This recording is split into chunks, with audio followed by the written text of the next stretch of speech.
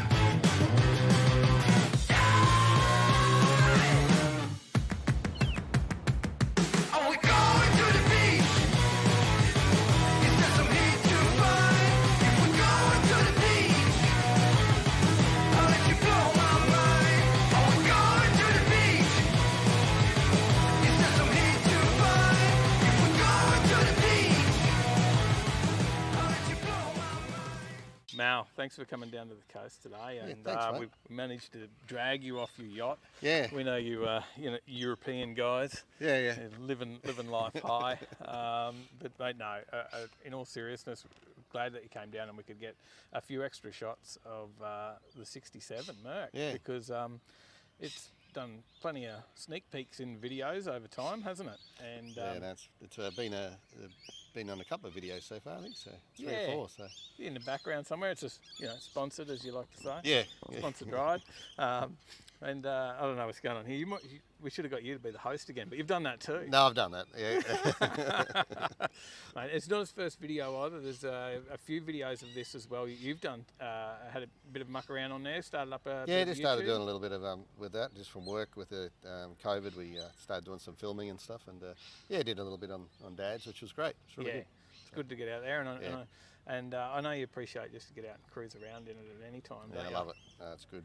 Take the old girl, so it's just a pleasure to drive, and I really love it. So. Yeah, and look, it's about that, but it's It's a bit of everything from the history of the car. Yep. To it's a one-owner vehicle before I got it, and I just showed you some of the the log that came with it, which is amazing, and the photo of the day one when they brought it home, and it's a father-son thing, which my son's a mechanic, and just that father-son thing I want to sort of carry on as well. That he gets involved in the car. So. And the youngest fella in the photo there did a lot of work on the car. Yeah, his name's Dave as well.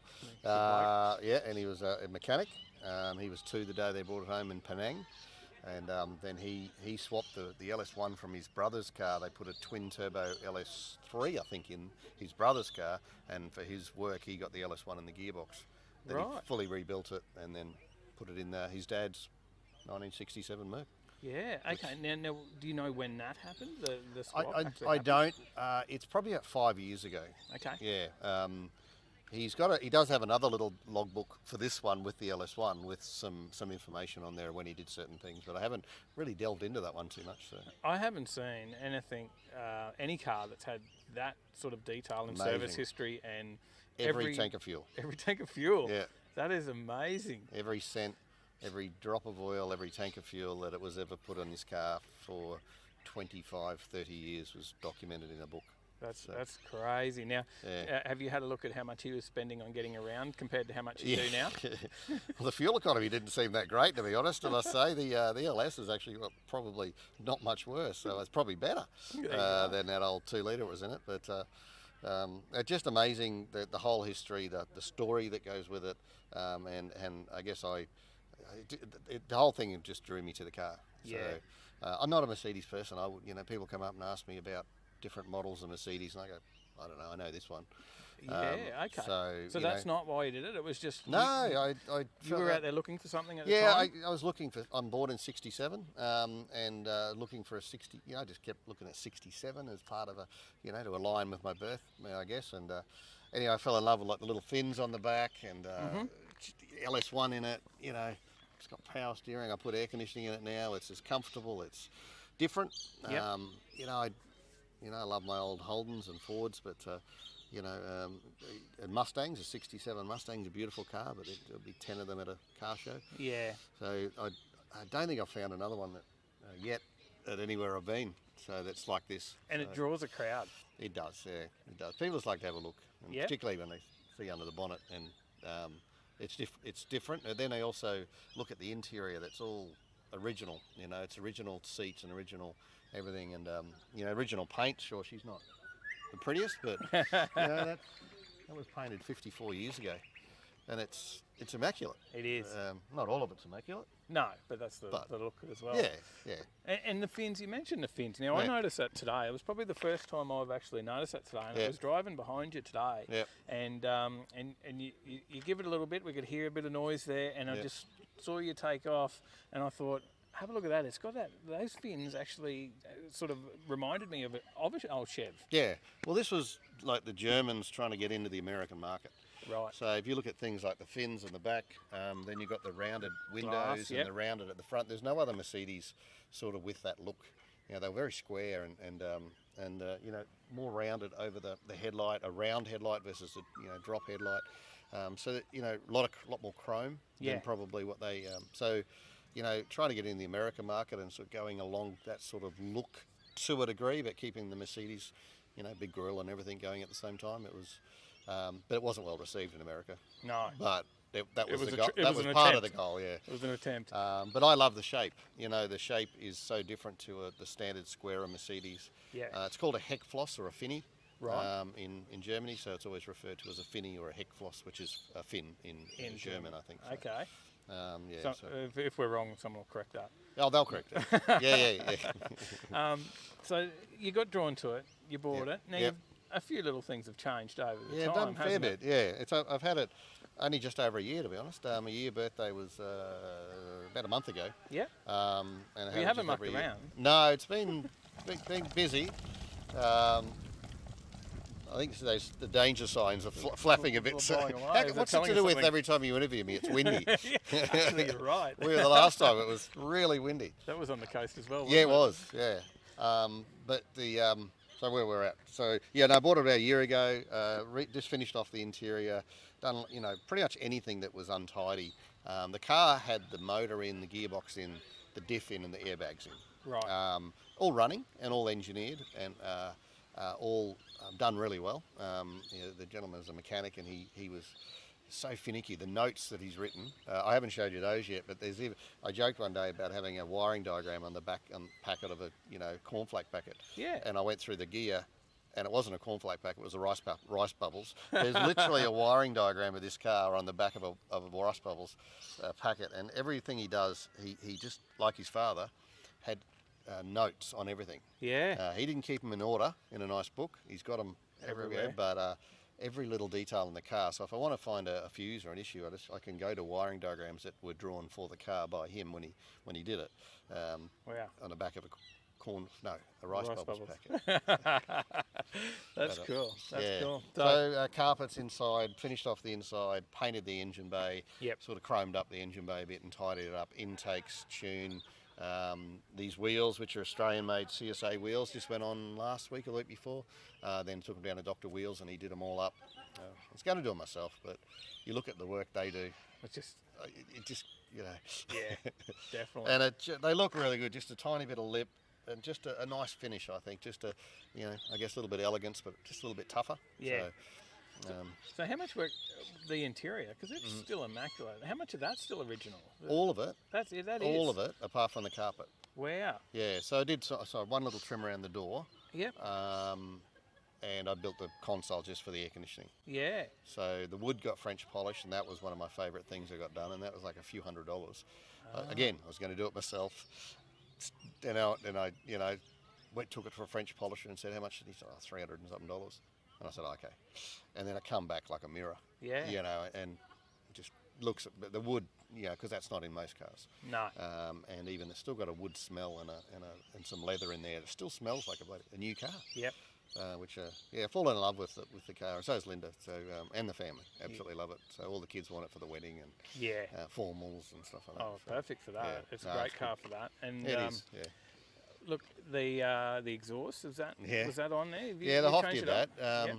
Yeah, and he did the tuning as well, so it's been fingered by the Hoff, and Yep. did a good job of that. But yeah, it's got a little bit of, that's probably the only thing it's not 100% legal. So she's got a little switch on the dash, Grandad and Angry. Yep. So she sounds like a Camry if I have it on Grandad mode, and it sounds pretty good. Not as good as yours, but it sounds pretty good when she's opened It up. goes all right. It goes all right. yeah. I've been for a ride, Yeah. and it's quite surprising actually. Yeah, it's a lighter car than what the motor came out of. Yeah. So this is lighter than a Commodore. Right. It's not a full chassis car, which I was surprised. And it will get a tickle, it'll get a cam and a few things done There's to it. so much more you can still do. So Yeah. I guess that's the next thing. What's your ideas? There's cam. Yeah, cam is, You've already got air conditioning. I've That's got air definitely one up conditioning, on I've got me. power steering, I've got a cup holder. Yeah. So it's pretty much the boot's going to be done a little bit more, Yep. get that tidy up. It's tidy, but I guess get that finished a bit better. Yeah, that's probably is starting to get into maybe some mods on the motor, minor modifications. Yeah. But you're pretty happy with it as it is anyway, so there's no I'm real really need to, happy. There's no real need to do much more. But is there ever? No, but you'll find something, of course.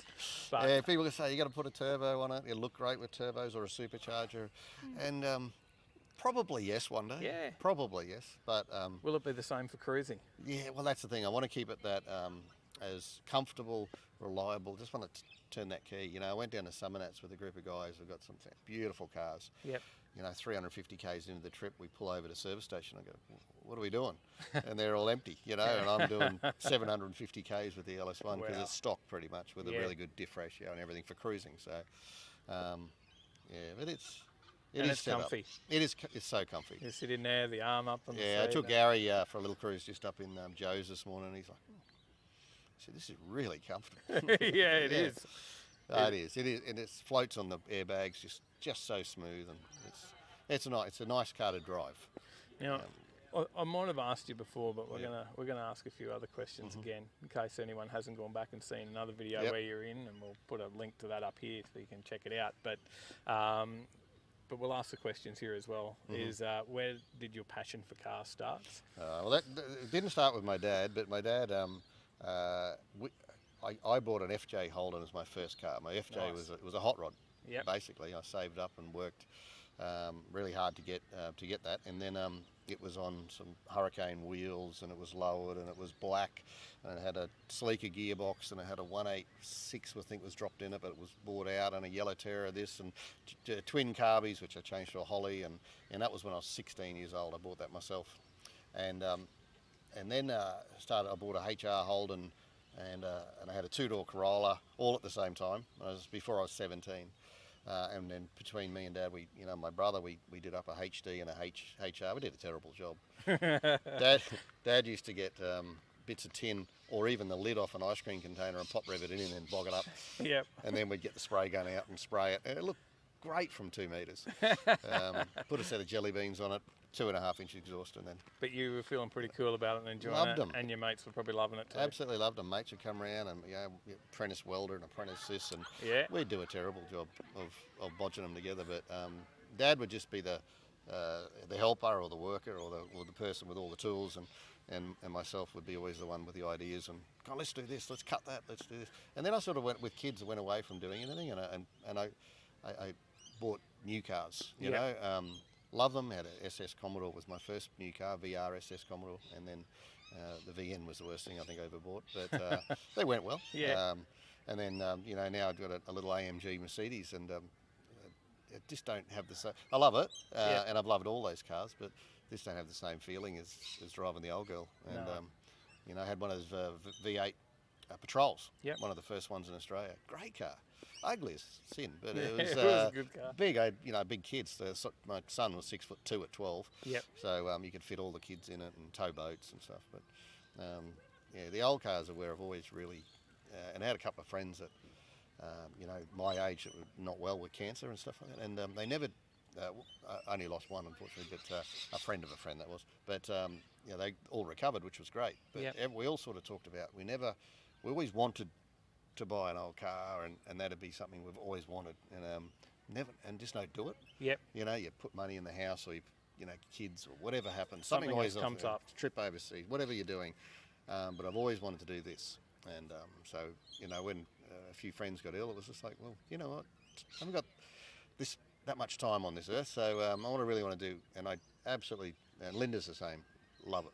That's what I think it's important, to do what you love, and if you've got a passion for this sort of thing, then just do it. Yeah, and meeting so many great people too. Yeah, it's your only opportunity. So, and it is, to go out and we love just going out and meeting everyone and our friends and yourself and all the other people that we catch up with at the car shows. And if it wasn't for that, a lot of the time we wouldn't. Well, our paths probably never would have crossed. That's right, exactly. So, and my son's a mechanic and loves his cars as well, but it's hard when they're young to keep them. Once they leave the nest, and you get a bit empty, and it's like, okay. But he's had you out there drifting, I believe. Oh, he tried to get me drifting. Not in this, but... No, he's, and he's setting up his car, this one as well. He's got another one coming? He's got a R31, one-owner R31 that he is setting up, and it's a street car. His one and only goal is to have more horsepower than my AMG A45. I did say to him, you probably should wait till you get off your P plates. But anyway, he's got the bug, and he's also got an AU Falcon, which is the most sought after Falcon in the world, as you know. So, as we all know. Oh,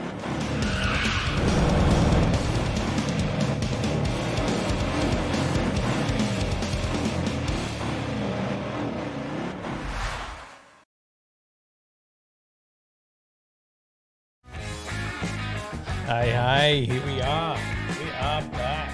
And this is not only our, 55th episode on YouTube for the live show, 55 weeks in a row, but it is now our very first podcast. Certainly is. So you guys are here with us live for our very first podcast. So I hope you're loving it.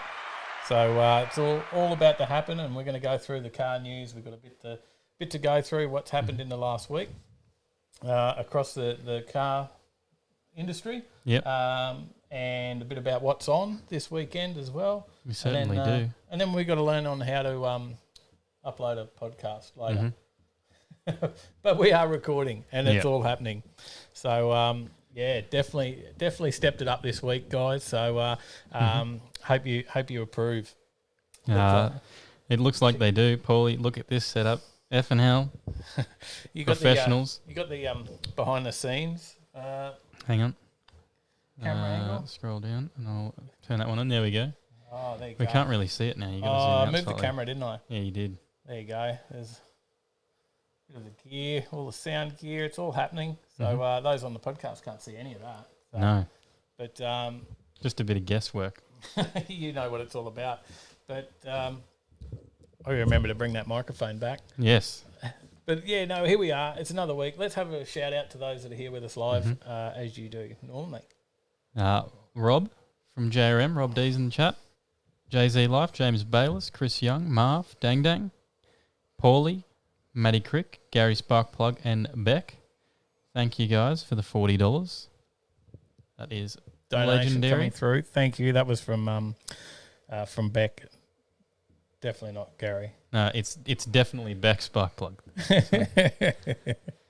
Mal's in the chat. G'day, Mal. You may remember Mal from our recent video on Tuesday of Dad 67. How could they forget? Paige is in the chat. Adam Geary. I think I said Dang Dang. I'm not sure. Yeah. G'day, Dang Dang. You did. Trevor Smith. Keep scrolling up, see if I missed anyone. I think James Bayliss is in the chat as well. Sally H. Did you say Adam? Was Adam there? I did say Adam, I think.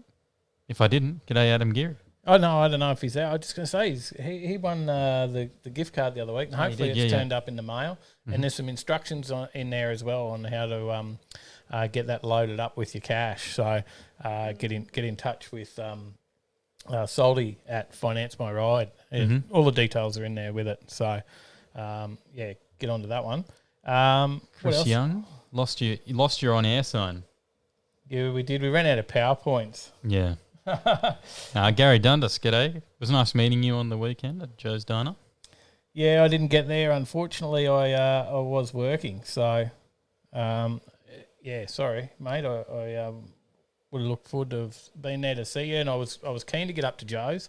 And there's more events on there this weekend as well. But there's actually a bit starting to happen this weekend in the way of car shows, isn't there?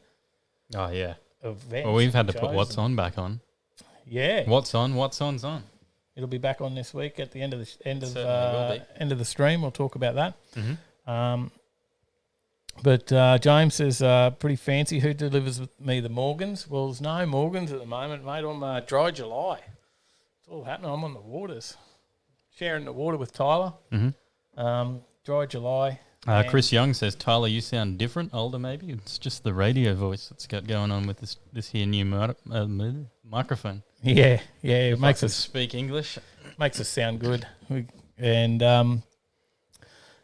think Tyler's loaded up. He's got all his sound effects ready for the quiz show later. I've even got ones for your jokes. I don't have any jokes. I got nothing tonight. But play the crickets then. Yeah, that's it. We won't get him off the sound effects once it starts. But I hope you guys do enjoy it, and you'll be able to find it as well if you miss a show now or you don't hear it. See the whole show and you want to catch up with it later. Not only can you see it back on YouTube as always, but you can also go on and see it or listen to it on all the different places you would normally podcast from. Yep. So Spotify, I don't know. Where's all the places, Tyler? That's the only one I know that I listen to. If I listen to a spot, we'll be across them all. Podcast, it's on Spotify. We'll be across them all, so we'll be happening. Grant says, "Dry July, well done, Dave. Thanks, mate. Appreciate that." I started early too, and I think I'm about 4 weeks in. So I've been There you go. bit of a fitness kick as well, trying to lose a bit of weight, do the Dry July. It all just worked in well, and I'm down about 12 kilos. So a lot more to go yet of me, but it's working. But you want to segue? Just Grant just mentioned Grant. We should mention. Well, I'll quickly mention a couple of comments. Jamie said, "Love the lead-in interview. Awesome. Thank you." Mal is awesome, and his car is very awesome too. He said audio is a big improvement as well. Yeah, good. We're just trying to step it up, make sure that we continue to improve the show for you guys. We put everything we can back into these shows, so we invest everything into it. Fex Death, how you going? We're going well. Doing real well. But we'll do a segue over across for Grant. Yeah. To Superformance. He's the man to see. Grant is the man to talk to. If you want to do, if you want to learn, if you want to ask a question, you need to find some parts, especially with your hot rod. You want to build a hot rod, that's the place to go. Yeah, look, any sort of hot rod, muscle car, drag cars, they've done it all. You name it, and they've been around for over 40 years. They've been building cars forever and a day, well before being now. So if you want a top-notch build, that's where you go. So get onto the guys at Superformance and all those hard-to-find parts as well. Very important. And thank you, as always, to Superformance for continual support. Links in the chat. There's also a phone number there. I doubt anyone's going to answer the phone at the moment, so give them a call in the morning if that's what you want to do. Junga Bunga Racing, good evening. G'day, buddy. And excited to get out there. We are really excited. And Matt, we're going to give you a call next week. So be ready. You're on the show next week. We'll be ringing you. I'll message you through the week. But we'll mention that one shortly. Quickly, it is, as we said, live show number 55 for us and podcast number 1. Yeah. I have enough trouble remembering what number it is each week. Now I've got 2 numbers to remember. Well, yeah. We'll work it out. As always, Binder. It's on our shop. You can find it. It's a range of car care products that we do stock. A detailing solution for the at-home detailer. And that we use on our cars. And product. you can see that when our cars are on show. And we'll have them out this weekend. Stick to the end to see where. And all the merch is available. There's microfiber drying towels. There's hoodies. Hoodies are on the store. Zip-up hoodies as well. Yep, shirts, hoodies, stubby holders. It's all the gear's there, so jump on the website. Danny Smith Media, what microphones are you running? These are the Rode Pod mics along with the Rode Caster. Yep, we've loaded up with Rode gear. So the Rode Caster gives us the ability to play different sound effects and whatnot, which I've already been mucking around with. We can play things such as this harp. We need that. We need some more car noises in there, mate. I do. I didn't get that far. Right? I was just setting up for the show. I can just play this one then because I'm kind of sad that we didn't get any car noises. That's it. We only got the microphone this afternoon, so but there's a couple more coming as well, so we'll have the ability to have guests and stuff on live. But talking about guests, I think I'm gonna do a quick phone call, mate, and let's see if we can get someone on the line. See how this works. Another part of the show that we're stepping up. So we'll give Scott a call at Scott Harker, one of the guys that run Kenda. So, hey, mate. G'day, Scott. You're on live, mate. Hey, look out. There you go. It's all happening. The reception's working all right. You're up in Rocky, I think, aren't you, at the moment? Mate, yeah, on a work trip up in Rocky. So we'll be hanging out here by myself, head back to Brizzy tomorrow. So. There you go. And, mate, how busy are you? You're getting ready for a bit of racing? Yeah, we are, mate. We're excited to get back out there next week, Thursday, Friday, Saturday at Willowbank. been working with the track closely there to get that off the ground, obviously in these interesting times we're under. So it's been a lot of work by both sides. Yeah, now this obviously meant that there's some events that haven't happened for you this year, and a lot of things have had to change around. Yep. Yeah, so, but it means the changes now, provided everything keeps going smoothly, you're actually going to start to, get the events going, and not just up here in Queensland, but possibly down south as well. Yeah, look, definitely Willowbank, we're all sort of seeing what happens with our friends down south in Victoria. There was a bit of a hit to close the borders, but they've got to do what they've got to do there, and we lost a few of the boys that were coming up for the testing here next week. So that's sort of put a little bit of a hold on things within reason. We're still obviously trying to go towards running right in September at Willowbank. And then, back into Sydney. We released that other week. We're going back down there in November. So Pete Beaumont down there come to us with a date that they had available, and we're excited to get back down there and have another crack on that track, especially with the work that's going in there at the moment to make it a new racing surface. So, Now, will you have one of the first events on the new surface? I'm not quite sure, mate. I think they're planning to get back in there sort of September, October, I believe. So there'll be a couple of events. We'll be one of the first major events there for sure. I think they've got the Sandoz race on the weekend before us. So that'll put a nice base down for our guys and give us something to work with after the big cars have been there. So it should be a good, fast weekend down there. Yeah, now there's a lot of work goes into the track prep for the radial racing as well, isn't there? Mate, there is. Obviously, we've grown over the years learning the radial prep art. Justin and I and our guys work pretty tirelessly on the track when the guys aren't on it, and brought guys like Tyler Crossnote and Kurt Johnson out from the US the last couple of years, 3 or 4 years, for ride events and Sydney as well. So and learn a lot from them guys there. Do it week in, week out, and you never stop learning in an industry. And they're guys that we look to and talk to outside them being here in the country. We're in constant contact with them leading up to events, getting feedback and stuff that we need to be looking for at our events when they're not here. So. Yeah, I think that just shows how what sort of a professional event you guys have built as well. The fact that you bring people from the States out here to show you how to prep the track, and you're not just trying to obviously you start from where you start, but you've grown and you've built it, and you're making sure it's a proper track, and it's not us just trying to work it out ourselves out here in Australia. You're actually bringing the talent out, learning from it, and now you guys have learnt that skill over the last few years, right? 100%, mate. It's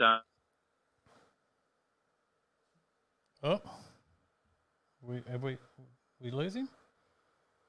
It's been good, and look. Oh, we lost you for a bit. I think you got that patchy service there again for a sec. Look, I'm back again. That's mate, I'm outside. So, Tyler and Kurt have both come out and come out with an open book, and they've learned from our guys out here. We've got a lot of different weather conditions to what they see in the US. Yeah, of course. Kurt was at a race on the weekend there. I said, Tyler was get yours your handbook out for that one. He goes, I did. I dug through some notes I had and went back, and the track responded how he thought it would to the temperatures and stuff he'd seen here a couple of years ago. So it's it's a two-sided sword for everyone. We all want to learn off each other and just make it as good as we can. And it's really grown a massive amount, right? And it's starting to get massive in Australia because radial racing is huge in the States, isn't it? It is, mate. It's they've probably got 6 to 8 years head start on us. But you look at our growth over the last 6-7 years from when we really kicked it off out at Warwick there. We go back to that. It's 11 cars, a couple of guys, a few mates want to go and just run some radial stuff, and to 100 to 150 cars turning up at our events. It's just mind blowing, the growth and the support from the races that we get. I can see there's a couple of guys commenting on here at the moment. I think they want you to bring it up north. Benarby, they said. Benarby, yeah, mate. We love Benarby up there. You've been there before with it, though, haven't you? We've done 2 rounds up there. Look, there's a little bit of sanctioning body back and forwards. Obviously, we're not the IHA Andrew. They won't get too much into that, but it does make it tricky for us to head up to Benarby. But look, always open to the idea of doing Benarby and places like Mackay and stuff like that. But as you know, mate, it takes a lot to do what we do on the side, working full time, and no different what you guys do with your show there. You guys work during the week and put the show on after hours. it's 4 to 5 races a year is probably the max that Justin and I can get into to make happen. He's on the dyno as we speak. He was going to try and chime in on the phone call with us, but he's still working, getting cars ready for next week. So, well, it doesn't stop, mate. It doesn't stop. No, it doesn't. So, but you guys just do it because you love it, right? You put everything back into it too. We do, mate. We do. You look at this test day coming up. We've got a really good group of sponsors, big and small, at all our rounds. We've looked at the cost of testing, and it was out of the reach of a lot of the Renegade and Rumble races, and they're our core guys. We really appreciate their support, and that's where the series started from, 8 and 9 and 10-second street cars, 11-second street cars turning up, and that's what pushed the series along, is those guys, and we wanted to make sure we didn't leave them behind. And we spoke to all our major sponsors, and they've all come on board and helping us present these couple of test days coming up the Friday, Saturday, and reduce that cost so that the guys can get out and put some laps down. And it's not competitive or anything like that, but I'm sure once they line up beside each other, mate, it'll be first in the end wins as always. So, mate, we just want to say thanks for everything you've done for the sport, mate, and keep it up. Appreciate it, mate. We love to get out there and check it. It was probably one of the best weekends of our entire year last year out there, wasn't it? Mate, it's and the coverage you guys do is great, and we appreciate the support you guys give us. It's a big community, and that's what we like about it. There's everyone's just chipping in for the same end goal of just having a good time and going racing, and that's what we try to keep in the back of our mind. That's what we want, So. Nah, definitely, and we're certainly keen to get out there, and we'll wait and see what happens. Obviously, spectators. A few people wondering about spectators at this point. Yeah, no. Yeah, definitely at this stage. As you can appreciate, Willowbank's working tirelessly behind the scenes. You've got probably thousands of sporting arenas, fields, groups that are trying to submit plans to government. We all know how efficient government bodies can be. So, look, they're not far off it, but it won't be in time for our test day, unfortunately, for spectators. As we spoke, we'll try and get a little bit of live feed happening around the place and bits and pieces and some videos back to them. So, at least give the spectators and racers that can't make it some insight as to what's happening out there over the next few days. So, but definitely be ready for September, because that's we should be right by then. I would hope. Yeah, look, obviously, fingers crossed the Victorian thing settles down and we can all go racing and get back to a bit of normality. But at this stage, we're sort of just hovering. Points. People have been asking us about the points for the series. We can't sort of make a decision until we just see what happens there. If the borders remain closed, we've got to sort of make a decision whether we freeze the points or, stop the points altogether and just wipe this season and just start fresh next year. So that's a bit of thinking we've got to do and talking to the racers over the next couple of months, I suppose, as to what happens there. So definitely hard to keep it fair. Yeah, it is, mate, but it is what it is, and everyone's, most people are pretty understanding with the COVID scenario at the moment. We've just got to live life the way we are and hopefully come out the other side. We'll all get back to normal, as I said. So. Well, mate, thanks for coming on the show tonight and giving us a bit of an update and everything you guys, yourself and Justin do, the Qd and all the people that are involved. There's many people behind the scenes. 100%, yeah. That help you guys out, isn't there? Mate, so. Yeah, we got a cast of 1,000 now. It's we had a couple of, few of our guys have been there with us from the start, and it's just grown, and look, the sponsors, a lot of them are racers and supporters of the series, and, we all, and the fans that come and support the series, watch the races and do what they do. It's just a great big group effort, and it's good to be part of, and good to see that still happens this day and age. That's it, mate. Well, appreciate you being on the show. We look forward to getting out there. Everybody needs to get over and like the Qd page to keep up to date with all the updates and what's going on. The best place to be is on the Facebook for you guys, isn't it? Yeah, mate, that's the most active for us, as far as we do have a website there, Qd660.com. It's just a fairly loose website with the rules and bits and pieces, but Facebook is the best way to keep track of us, mate. And look, obviously, coming up in September, if we get all the go-ahead for that, we're happy to work with you guys and do some giveaways and bits and pieces leading up to that, so we can get some more people out there and support the races. We're certainly looking forward to that, and so everyone watching and listening will be too, mate. So great work. Awesome. Appreciate you coming on tonight, and we'll catch up again soon, mate. Will do. Take care, guys. We'll talk soon. See you later. Thanks, Dave. There you go, guys. So a bit of an update on Qd and our first dial-in. Mm-hmm. That seemed to go That pretty works. good. Woo, that works. I didn't have to play this. We're experiencing technical difficulties. It all worked. So hopefully we can continue to bring more people on the show in weeks to come. We'll organise other events, other people. We can get people like Grant to give us a bit of a rundown and have a chat about Superformance. There's so many opportunities that we can bring on now with all of that on the show. So Definitely. we just need to see where it's at. But fingers crossed that everything goes to plan. So we should just quick mention. Is there some comments or anything to catch up on? Lots of comments about Victoria. Lots and lots of comments about Victoria. Jason Bales, welcome. G'day, Zig, g'day. G'day, Zig. Sambo, hey guys, anything on this weekend? There certainly is. There is. We'll catch you up on that towards the end of the show. Now, what's on segment? As it makes its return. It's been missing for a while, which was primarily one of the reasons we actually started this live series, was to talk about what events are on the weekend. People were asking us, how do I see what events are on when I don't use Facebook? So we started this and we threw in some news, and it's sort of grown to where it is now. Created a What's On page on the website, Mm-hmm. which is overtakinglane.com.au. Jump on there if you're looking for events as well. Yep. And then not only that, we're now podcasting. So plenty of places you can find out what's on. Mm-hmm. So we'll keep bringing it. So the other one to talk about, Matt, hopefully we'll get on the Matty Loy on the show next week, and we'll have a chat about this event coming up as well, Junga Bunga's No Prep Cash Days, and we'll get a bit of an update from him about how it's looking. Mm-hmm. There's a couple of classes, and we've got some prize money involved, and I know for a fact we're 100% streaming that event. Yes. And internet pending. Yeah. Well, it could just be really poor quality if the internet's bad, but we'll make an effort. We definitely will. We'll stream out there.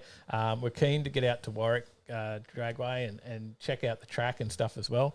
And never know, we might have to talk to the guys out there, and maybe we can get an Overtaking Lane event on out there at some stage as well, later in the year or at some stage next year. Yeah. So, first story. Is it time for the stories now? We better jump into them. Is it time for the news? I don't have any news music. No, we didn't get that far. This is the news music, is it? Oh, that was your game show, wasn't it? Is it? No, that's not my game show. This is news. See you. Okay. Heading into the news now. All right, so all the auto news. We've been talking for the last few weeks, obviously, about the Holden GM battle. Weeks. And months. It's been going on for a long time, right? And Yes. last week, I think the update was a majority of the Holden crew had agreed to the settlement of $1,500 per car, but there were still a few that hadn't. Yeah. But it did look like it was going through. And to my knowledge now, it is done. The deal is done, right? Well, they had the deadline to set on 30th of June, so it's been a pretty difficult 4.5 months for them all.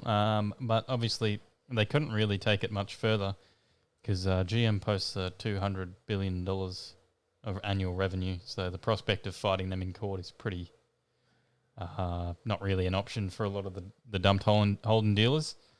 So they basically came back and just said, well, this is what we're going to give you and you can take it or leave it. We're not going to change anything. So, and that's it. Deal's done. They've taken the deal. Yeah.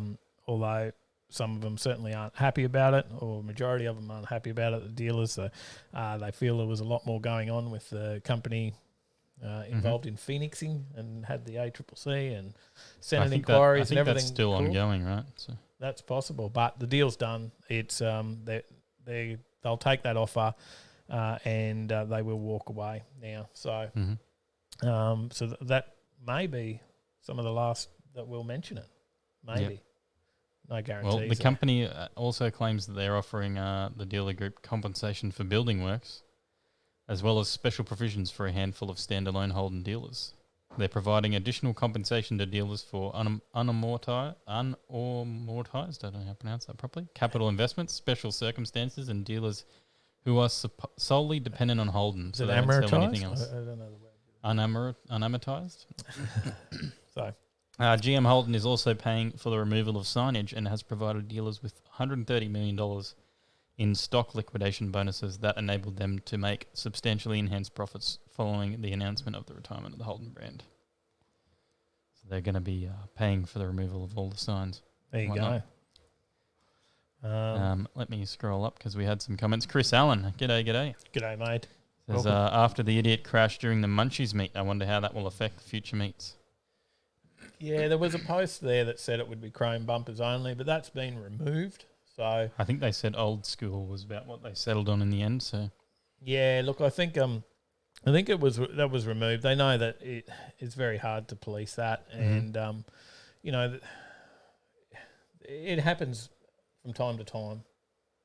These things do happen, you know, and I'm in no way saying that guy had done the right thing. He certainly hadn't, and there's a time and a place, but he's not the first one to do it. He won't be the last. Most of us have all done something stupid in our car at some point, and I'm not saying it's right, but yeah, you know, it was just there's a time and a place, and outside of a car meet is not the place. So it's not. But look, a year ago there was a Ford that rolled as well, an old XY. Do you remember the news story? I believe so. Yeah, there was an XY leaving car meet. He rolled it. So it's not always just the P-platers, although, you know, he was probably unfortunate. He just didn't have enough power to do what he was trying to do. But no, I don't think they can police the chrome bumper policy. And it's pretty hard to police it in a public shopping centre. So yeah, so I think Munchies will continue, but you know, like always, get there early. So, Paulie said that's porn music. Anthony Bellini, how you going? G'day. He says, sounds like the same deal that the US government did to the dealers here in the States, especially GM dealers screw them over so bad it was unbelievable. Funnily enough, it's actually GM that's done it here as well in Australia. Yeah, it's GM that's done it to the Holden dealers. So, yeah, it's exactly the same thing. So, Andrew Phillips, g'day. G'day, mate. G'day. Look, we've moved the table, Andrew. New table now, no round table. We've gone to a square table, so you can't see our legs and comment on them anymore. Benson Hedges says, was that the VN that spun out? Yeah, was it a VT, I think. I don't know my Holdens. So yeah. Well, good luck on me telling you which one it is.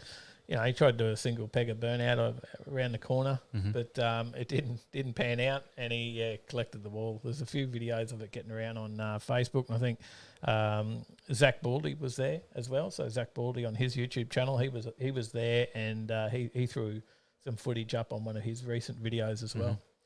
So Paulie says Munchies will get shut down.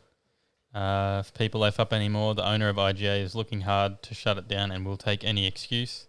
Yeah, well, they had tried already, so... Yeah, well, it was pretty much for a while there, it was thought that it was actually done for, so... Paulie says he can still see my legs. Yeah, you can see them slightly. If you push the table just a little bit forwards, there you go. Now there's nothing. Good luck. Don't know if the other camera still... Paulie says, I'm fairly sure it was a VZV white, a dunny door. There you go. Anthony Bellini says, the rumour has it that Holden, the collection, has been shipped to the States. I understand that reliable transport is going to be transported on as soon as they hit the blocks in Long Beach.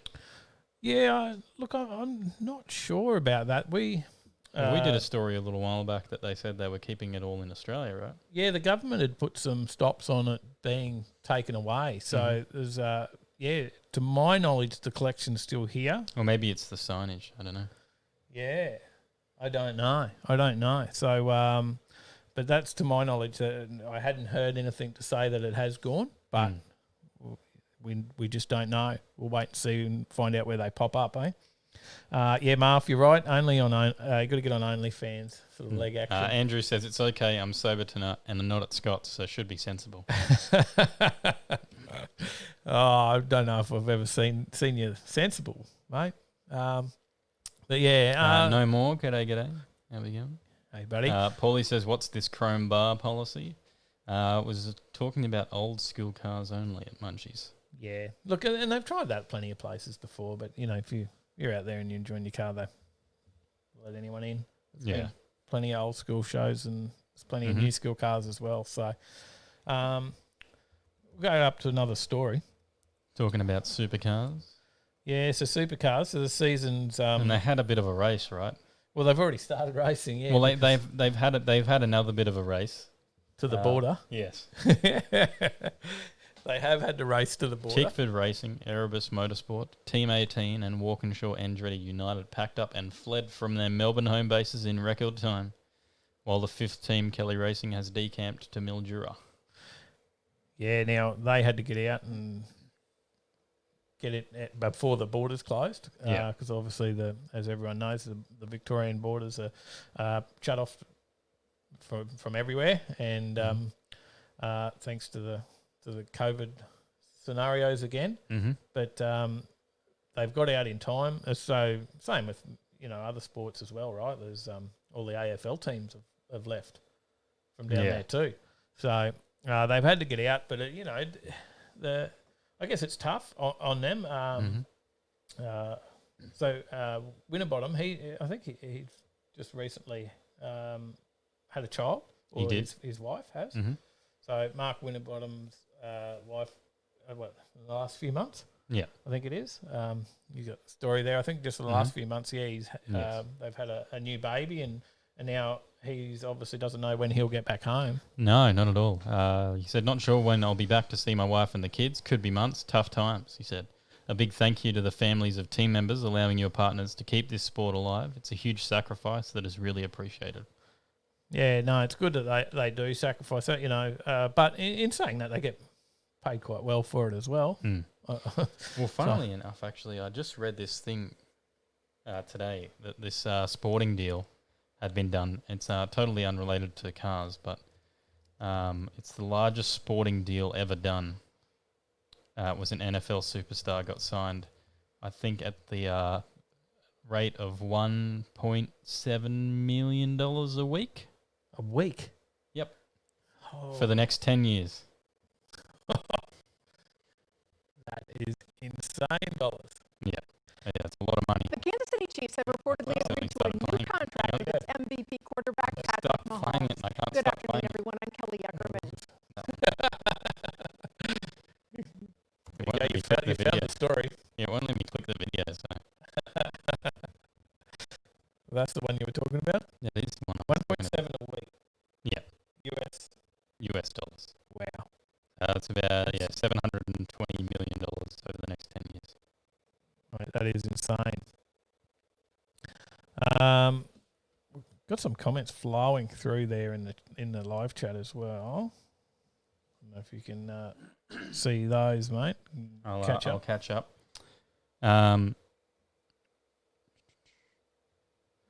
Let me scroll up. Paulie says, what a load of crap. Stupid isn't dictated by age. More than a large amount of old wankers out there.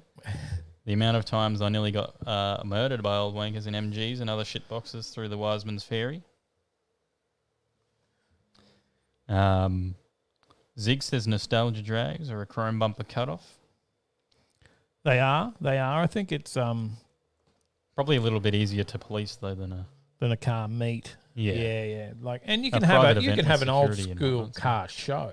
Yeah. Right. You're only giving awards for old school cars, and that's fine. It might be a hot rod club or something like that running it. Car meet where it's just people pulling up on a Friday night at your local pizza shop or wherever. Yeah. Then there's not much you can do there.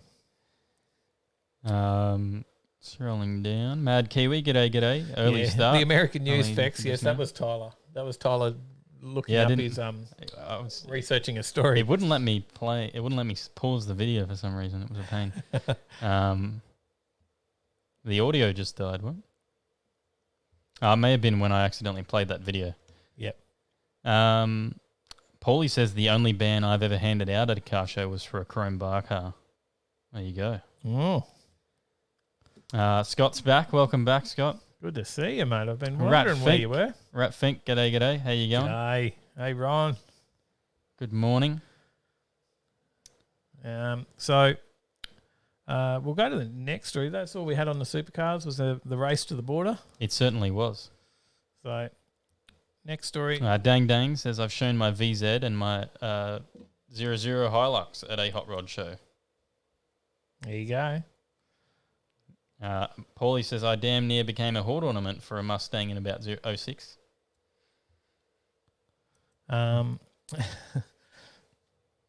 We've got Camaros is our next story.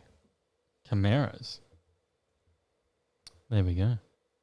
Well, audio's good right now. That's good. It was probably just when I accidentally played that news video. That's all it was. now, I don't know if you're on the. You might be a story ahead of me there. That's actually our next one. Oh, is it? Yeah, Whoops. just click on that Click on that one. one. You've got them in the wrong order in the thing. Yeah, it was a bit rushed there this afternoon, wasn't it? Were you? Usual. Andrew Phillips says you can't blame the cars for the stupid stuff. There's F-heads in newer and older cars. That's exactly right. And I've been that guy a few times. Not to that point, but yeah. Chevy Camaro, the sales have tanked. They certainly have. So that's the news story on this one is that there's a story on motor1.com. Actually, it says that they've tanked nearly 50% since last quarter. So the Chevy Camaro, I should start with that at the end of 2019, the sales figures for America's top 3 muscle cars are down. So not just the Camaro. But the Camaro did suffer the most. It trailed behind the Dodge Challenger by more than 12,000 units. The Ford Mustang led the race, of course, as it has in Australia as well. You'll tell by that because they're everywhere. I think it's a pricing thing for Australia, though, right? I don't know if it's the same in the States, but for Australia, it's a much more affordable car than the others. Oh, definitely. What else do you know about this one? Well, I know that it's actually a lead into the next story. Yep. Dodge's attempt to catch up to the Mustang. Yeah. So more power. Yeah, definitely. So this sort of says that they're going to even take a bigger part of the market. You've got the Camaro's already losing market. Now you've got this new range of Dodges coming out. Well, they're upping the ante with more powerful cars. They've got the Challenger, Charger, and the Durango. Yeah. Now this is pretty interesting. They're aiming for each of the 3 models. They're actually holding the claim that they're going to be the fastest or most powerful in their field. Now that's a big claim, but they've already had some pretty powerful cars, right? Yes. So we'll see where they end up, but I think there's some numbers in the story on. There certainly is. The Challenger SRT Superstock, the Dodge's drag racing coupe, is an 807 horsepower or 602 kilowatts and 959 newton meter beast, thanks to 6.2 litres of supercharged Hemi V8. Now that's pretty close to the Demon. It features an engine only 1 horsepower short of the Demon's output.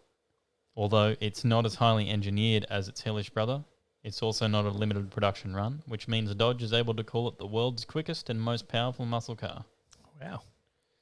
That is a bit of power for straight off the Of course, floor, right? Yes. Of course, though, Dodge must be referring to cars that are currently available and or full production models because the Demon topped it in both regards. The Superstock can hit 60 mile an hour or 97 kilometres an hour in 3.25 seconds. Cover a quarter mile in 10.5 seconds and hit a top speed of 168 miles per hour, 270 k's an hour, limited by its tyres. Now the Dodge Charger SRT Hellcat Red Eye is the next one. Now, the 4-door. Yeah. Now they say that's going to be the most powerful and fastest mass-produced sedan in the world, and that's got a 594 kilowatts. Yes, and 959 newton meters of torque, and the quarter mile time is only 1/10 slower than the Challenger Superstock. 10.6 second car. So not bad for a family sedan. Mm-hmm. Eh? Definitely. Pretty good for the standard what you get as well. Now, if a 10.6? Yes. If a 10.6 second family sedan's not enough for you, then maybe it's the Durango SRT Hellcat that you want to go for. Maybe you want an 11.5 second SUV. Yes. How awesome is that? I think Marv talked to this story about the Durango in Discord, and I can't remember what he said in there, but I think it was something about soccer mum stepping it up to the next level. Yeah. With this one. So definitely, this is one heck of a car. Mm.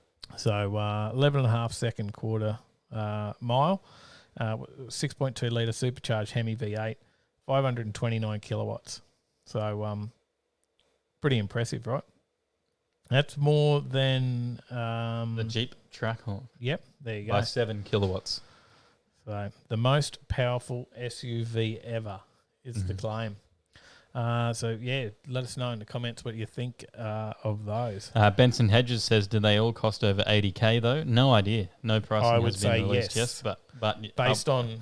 But probably yes. You're probably right. Now, if you talk about like the previous Demon and other models, they're Well, the Demon's 100. pretty full on, though, when you think about what the Demon is. Mm-hmm. There's a lot that goes on with that car that's not just the motor, so... But it's well over 100 grand. Marv's quote was, soccer practice got a hell of a lot more exciting. There you go. Even in the States, Rat says that he's sure they cost about 2 arms and half a leg. So there you go. it's not just the Aussie tax of getting it here. Mm. But they are pretty bloody impressive. So I'll be keen if they make it here and someone does buy one, I'll be keen to check them out. That's for sure. Or maybe if Dodge wants to let us test drive one, let them know. They'll be all over it. I'm sure they've been looking us up just for that reason. So, but we definitely will. What else have we got in? Any other comments before I jump to the next story? Not too much. People are just having a bit of a conversation between themselves. Fair enough. Well, next picture on the slides up there is the General Lee. Mm-hmm. So, why is the General Lee up there? Well, I think there's been a bit of talk about them getting rid of it because of the Confederate flag, right? No, I'm not sure why they were getting rid of it. I haven't actually heard about them getting rid of it. Oh, okay. But they're saying that it is a piece of history and it won't be going anywhere. So anything connected to the Confederate flag at the moment has been in hot debate, I believe, in America. So this has fallen into that category, but they're saying it is a piece of history. The old Dukes of Hazzard car, and it won't be going anywhere. It lives in the Volo Auto Museum in Crystal Lake, Illinois. So they're saying... And they're not moving it one bit. They said the debate... Brian Graham's, the museum director, told the Northwest Herald the debate will not result in the car being removed from display. They feel it's part of history. People love it.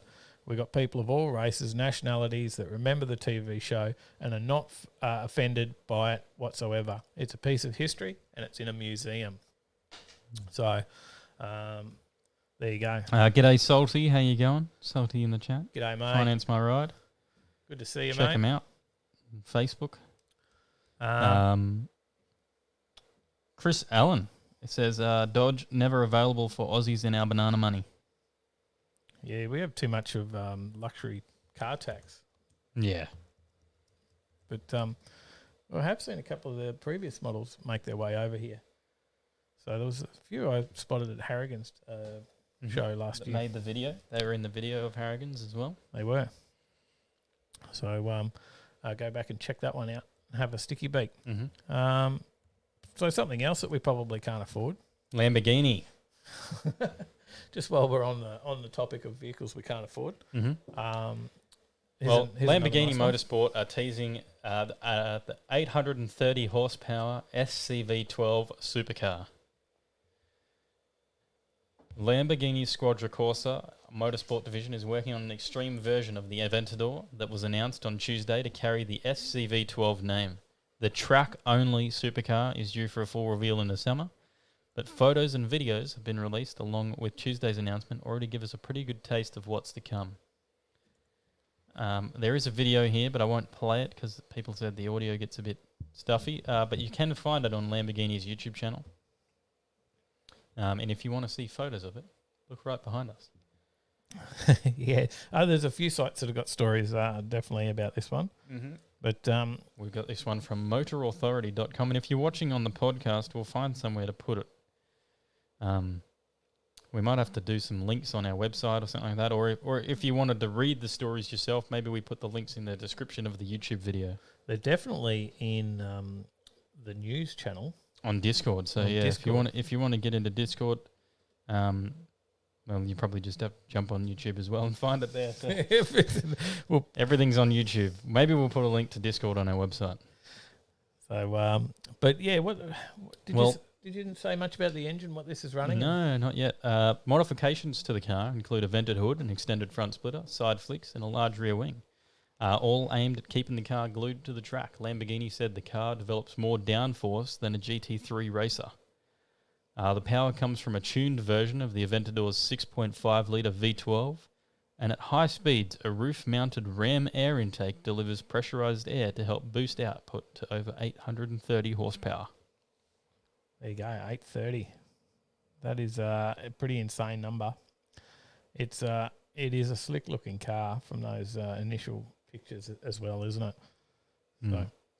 Skidmark says, what's the point of 600 kilowatts when national speed limit is 100 kilometres an hour? 3 burnouts, they crush your car. Better off spending the money on a dedicated motorsport car, just my opinion. Well, some people just want that car that they can drive the kids to school and then take it to the track and have a run in it as well.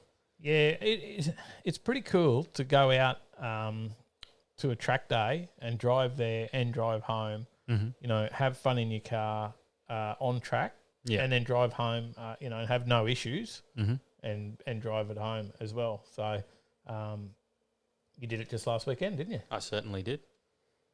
Had the Skyline out on the track, and for a circuit day.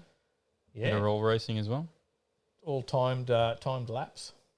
So normally you go out. A lot of people go out and do the laps at track out there, but a lot of the events are sort of what they call happy laps or brekkie laps, and there is speed limits involved and whatnot. And you can, you know, you don't have to wear a helmet or any of that sort of have any gear or anything, but you actually went out and did a timed event, didn't you? So that was pretty cool. We were out there with the JRM Auto Garage. Yeah, so that was awesome. Anthony to get out and with Rob those put guys. that one on. Yeah, really good. But watch upcoming on the channel. You'll see some footage of that next week. So, mate, anything else on the Lamborghini story? Got any Lamborghini fans in the chat? Well, Paulie likes Lambos. He said just not as much as he likes Ferrari. Salty says that's why the good Lord created shed skids. Chris Allen says rock the Skyline. Woohoo. Yeah. Are you Ferrari or Lamborghini? Which would be your pick? I think if you wanted the more driver's car, you're probably going to pick the Ferrari. But if you want to be really flamboyant, you're probably going to pick the Lamborghini.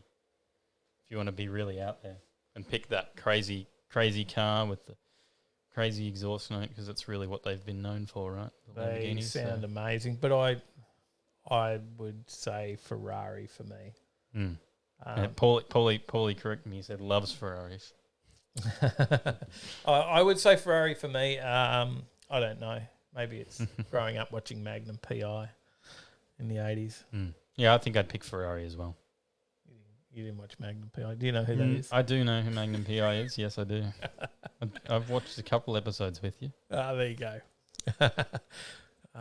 Chris Spinella says, I'd rather be passenger with Brock than drive any exotic car. Yeah, look, they're both good scenarios to be in, but I still wouldn't mind driving something like that I may never get a chance to. Mm-hmm. But it's not. Let's go to the next story, because Lamborghini's not all about. Craig Nielsen says, forget those fancy cars, go with an awesome rotary. Well, yeah, you can't deny that sound of. And Matty rotaries. Crick says, how's the Skyline going? It's going really well. Really good. Went real good. So, to slide into that next story though, Lamborghini,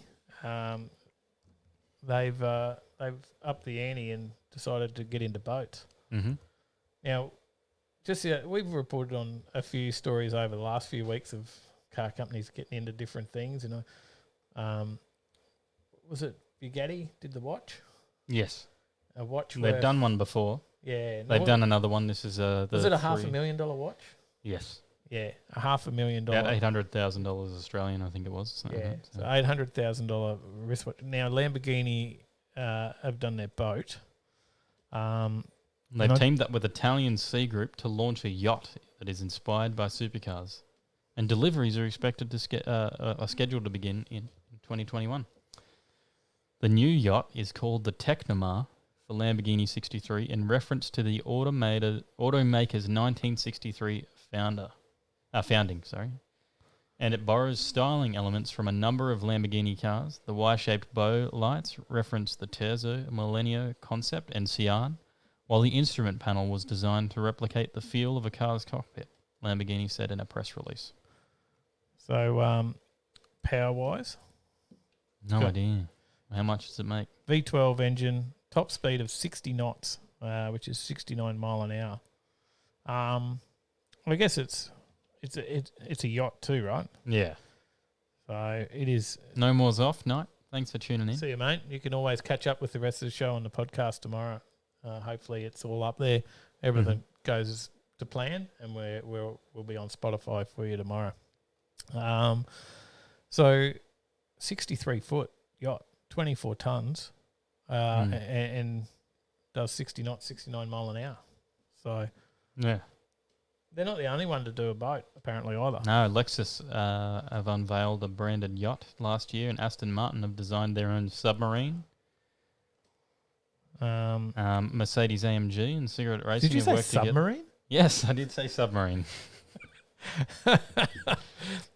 Okay. Well, I guess Aston Martin, you think, James Bond, 007, and, submarine. I guess that sort of fits in there as well, doesn't it? Yeah, I think so. Might be the. It looks like something out of James Bond too, if you look at it. The submarine. Did you just Google that? I just clicked on the link in the story. Oh, that is a bit different. There you go. Check that one out. You might have to link that into Discord for everyone to check out. So, what else we got in comments, mate? People talking about the 787B, which is a beautiful sounding car. Beautiful. I don't know whether you've ever heard the 787B. Sure. But I think they had one of them possibly at World Time Attack Challenge a couple of years ago or a few years ago. I really wanted to get down when they had that out there to listen to it. So yeah, I don't think I know it. You're gonna have to school me on that later. You've probably just disappointed a lot of people in the chat by saying those words. You might show it to me later, and I'll go, oh. But I'd that off the top of my head, I do not know. So I may have disappointed. Scroll up. Find the comments and catch up. That's where I'm at. I've lost where I'm at. Scott says, well, they built tractors and still do before supercars, so why not boats? Oh, yeah, that's true. Chris Allen says Lamborghini, perfect for those drug running operations. Steve Wild in the chat. How you going? G'day, Steve. Finally made it to a live stream. Welcome back. Good to see you. Good to see you. Thank you. Thanks for joining. And Jason Bale says, I learned something. A knot is closely equivalent to a mile per hour. Yeah, it's about 60 knots, I think it says in the story. So 69 mile an hour. So it's not far 69 off. mile an hour. Yeah, it's very close. Mm. So, do you remember the boat that we had when you grew up? Yes. Yep. We used to get out on that. That used to hook along. Mm-hmm. So It certainly did. that used to get up to 70, 80 knots. So that thing There you go. was quick. It's quicker than the Lambo yacht, but the Lambo yacht's a little bit bigger. Yeah, it wasn't that big. was a very quick speedboat. Yeah, that was a very quick boat, and your mother would never let us go flat out when she was in it. No. So, all right. No, they had the 767B at World Time Attack Challenge. There we go. I'm sure you'll school me on it all later. Oh, I think Marf's already schooling you. Oh, is he in the comments? He said, that's it. Link into Discord. The second the show ends, you need the 787B in your life, Dave. Tolo will have to play it through here for me so we get the good sound through the Well, we won't. headset. Remember, we won't. Well, we can't play it for anyone in the show because we won't get good sound. Afterwards. Okay. All right. So, Mansory, they strike again with the Ford GT this time. now you don't mind this thing, right? No, it's actually quite nice. They build wild and over the top things, all the time, Mansory. So this one isn't as it's over the top still, obviously, but it's not as crazy as some of their other ones in the interior wise things. I don't actually mind the look of the interior. The Ford GT though, which is Mansory has developed to celebrate its 30th anniversary this year. Just 3 of them will be built, one for each decade of Mansory's existence, and all of them will feature the same shade of blue known as Blurion Race. The body of the Donut GT has been replaced by Mansory's own design, which is made from carbon fibre and measures almost 2 inches wider than the stock GT's body. The front of the car represents the biggest departure from the Donut GT, with Mansory installing its own headlights and a new fish scale-like carbon fibre design created in-house. According to Mansory, the aggressive design of the Mansory is fully functional as it helps to generate more downforce and feed more air into the engine area. The latter is especially important as Mansory has also dialed up the performance of the GT's 3.5-litre twin turbocharged V6. It does look impressive. In the Le Mansory, the engine is delivering 700 horsepower and 620 foot-pound of torque. Pound-feet, sorry. In comparison, the latest version of the Ford GT comes with 660 horsepower and 550 pound-feet. With the added oomph and new aerodynamics, Mansory says the Le Mansory will reach a top speed of 220 mile per hour versus 215 for the stock GT. So not a massive increase. 5 mile an hour. It's a bit of speed when you're getting up that high, though. Yeah, yeah, true. Mansory says it's also performed some chassis mods on the car, including adding its own 21-inch wheels, 9 by 21 inches front and 12 by 21 inches rear, wrapped in Continental Sports Contact 6 tyres. That's some big rubber. Mm-hmm. Yeah, definitely. The rims. interior has also been completely revamped, which is usually my biggest complaint in these cars. Design's taking a more upmarket approach than the raw race car-like design that Ford used in the GT. Alcantara has been used to cover many of the touch points, and a combination of blue and white colours also adds a bit more life to the cabin. There's no mention of pricing, but you probably need at least 7 figures in the bank to get this one. Yeah, I don't think it'll be too cheap. I'll see if I can... I don't know if it'll let me. I'm just trying to get a picture of the interior to put up on the screen. Marv says, I'm the one who hates Mansory. They killed Gembala, but allow this Muppet to keep aborting exotic cars. Paulie says, Mansory needs to be stopped. It doesn't look too bad, though. The interior is actually done quite nicely. There's a shot of it up there now. But definitely... Skid Mark says it looks expensive. Definitely. It does look expensive. There's a few haters of it there, Tyler. So, there you go. But you were a fan. Yeah, I don't mind it. There you go. I'll just sit on the fence. Fair enough. Anything else on it? No, that's it. That's it. That's all you got. Mm-hmm. Next up, the Maserati Nettuno engine, which is a twin-turbo V6 with 630 horsepower. It's entirely developed by Maserati. The new 3-litre engine revs up to 8,000 RPM. Now, they got rid of the...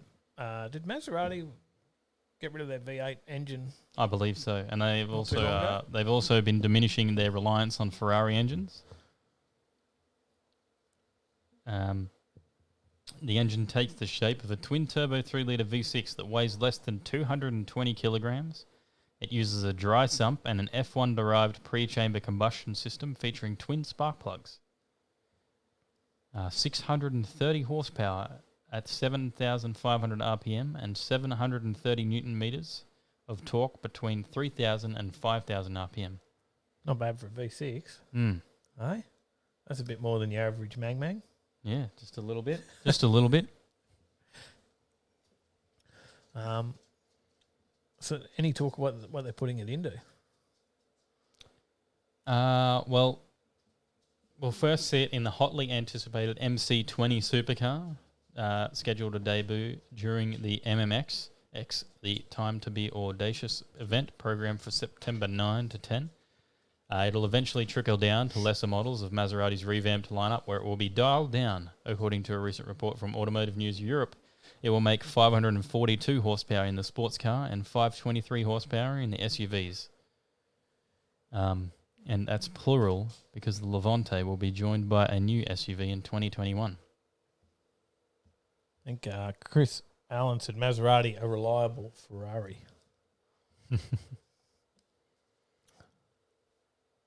There's not too much else on that story. So.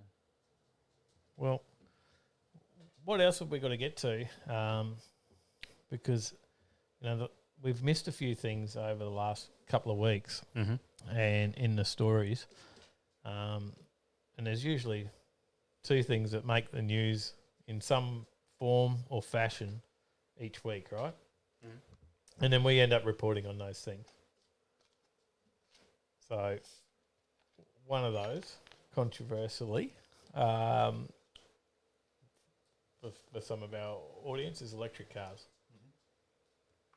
So, and then as much as some people hate on it, then when we don't do it, we also get, hey, where's the electric car story? Yes. So we've got some electric car stories. Yes, we do. This one's about Rich Rebuilds, though. Is another YouTuber. Correct. He wants a gas car. And now YouTube keeps taking down his video. Yeah, so he's known for... electric vehicles. And He's a popular YouTuber in the electric vehicle community. And he announced in a video last week that he was selling his latest salvaged Tesla in favour of purchasing a gas-powered vehicle. Within hours, the video was flagged and taken down by YouTube. Yeah, for breaching community standards or something, I think it was. Well, so if you don't know who he is, Rich Benoit, I don't know. I probably butchered your name. I'm sorry if you ever watch our live show. He runs the popular YouTube channel Rich Rebuilds, where he uploads videos of himself tinkering with and rebuilding salvaged Tesla vehicles. His channel has over 700,000 subscribers and over 80 million views. In a video that he published to YouTube last week titled Why I'm Selling My Tesla and Going Back to Gas, he announced that he would be selling his recent Tesla project, a rebuilt 2013 Tesla Model S P85, in favour of purchasing a gas-powered vehicle. So that is a bit funny because how many videos has he got of him working on Teslas? No idea. There's a lot. That's his whole channel. Yeah. I don't know how many videos he's got, but everyone's following because of electric vehicles, right? Yes. So then he said, yeah, no, I'm going to get rid of my electric car and go back to a gas engine. So he tweeted out, the Tesla fanboys formed like Voltron and ganged up to flag my video for removal on YouTube. The video, which was flagged for inappropriate content, was about me selling my Tesla and buying a gas car instead. Ladies and gentlemen, this is what happens when you anger the hive. There's donation come through from Adam Geary as well. Thanks, Adam. Thank you. $5 come through. If you want to support the show, please help us out and support by you can donate, of course, or you can go to the website and buy yourself some merch or some products for your car. Plenty of different ways to support us. Marv says Tyler's drinking the soda water that's made from vodka. I don't drink any alcohol, so it is just soda water. And Salty says, I hope that's not vodka, Dave. It certainly isn't just soda water. No, just soda water, mate. Dry July, you know it. You know it. Behaving. It must be nearly time for a cup of tea, as we're talking about today, mate. Getting old and having and some people had replied. Some people replied to him.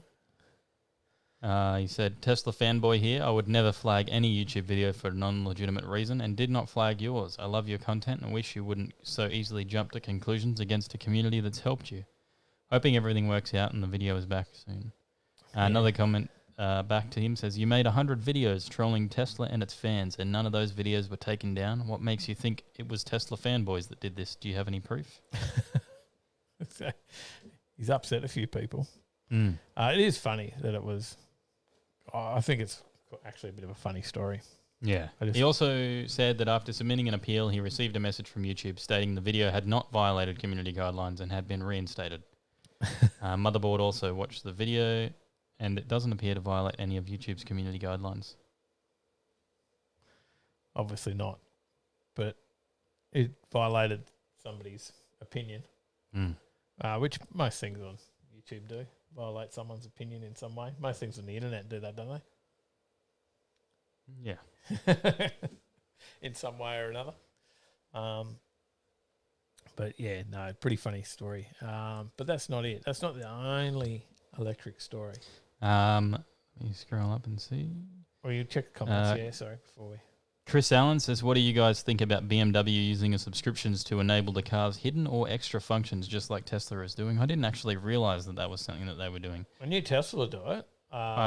We did see the thing that the person bought a second-hand Tesla with all the features and when he got it, they were turned off.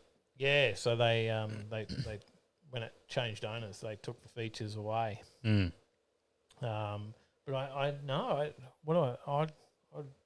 know that about BMW, so we're going to have a look into that. But it depends if it just becomes another add-on to make the car more expensive or whether they go the other way and make the car cheaper. That's how I would form my opinion about it. So if, the car is a $50,000 car, right, normally. Yeah. But now without this, and this, you can get it for $40,000. Yeah. And then add those things on later, then that's all right. But if it stays at that price and then they're just making more money by charging more, then I would disagree with it. Yeah. That's my thoughts. Skidmark says, if you do the research, the environmental damage from producing lithium batteries to run cars on coal-fired electricity negates any benefits. Prove me wrong. We won't get any argument from us. No, we have spoken about that on the show before. So yeah, and how you need to get to 120,000 kilometers in your Tesla before it becomes emissions neutral in your electric vehicle or in your electric vehicle. Yeah, you need to be at about. But then about that time, you're restarting the process because you're redoing the batteries anyways. Yep. So yeah, you are correct. That's our knowledge of it anyway. So, but there is an Australian company, which is exciting, that's leading the world in wireless electric car charging. Victoria's based Lumen Freedom is the first wireless charging provider in the world to have its technology certified for public use. Yeah, this is interesting because all your phones these days, all the smartphones. Marf says 120,000 miles. It was not kilometres. There you go. That story was a while ago. That was about 50 episodes ago we did that one. Yeah. So, But wireless charging, right now, all your stuff these days works with wireless charging. Mobile phones, my watch does wireless charging. I'm looking at some lights, some camera lights. They do wireless charging as well. So everything's going that way. Yeah. Now your car. I actually think it's a good idea. If you could have that set up in your garage, and you just had to drive in at night, and your car's charging, you don't have to plug it in and stuff around. That's pretty cool. Yeah. Is that how it works? I have no idea. Oh, I haven't actually read the story. oh, We're busy. Okay. Well, we're just getting there. It is basically a special mat that's plugged into the power source, so the same as it would be your little eBay wireless charger you get for your phone or whatever. Obviously a bit more expensive than one of those, but it's the same principle, and it certainly could be in different areas used in your home, or in different car parks and things like that. It could be actually set up so in public spaces. So that would be interesting. You could have it in a car park where you park for work, or or at shopping centres and stuff like that, which would make a difference to the range of your vehicles as well, right? Because if every time you pulled up, it ended up somewhere charging, then when you leave there, you've got some more power back, right? Yeah, of course.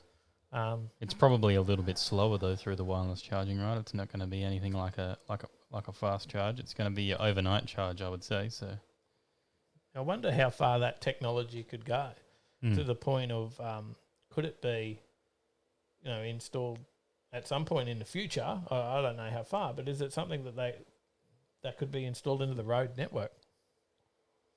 And that. Yeah, but you gotta weigh in the cost of doing something like that. It's hard enough for them to upkeep the roads as it is. Can you imagine if they had to upkeep electricity in the roads too? True, that is true. But just thinking out loud, that if your car was always Fex charging, Death says, why not just make wireless charging roads? Should have done that rather than the NBN. There you go.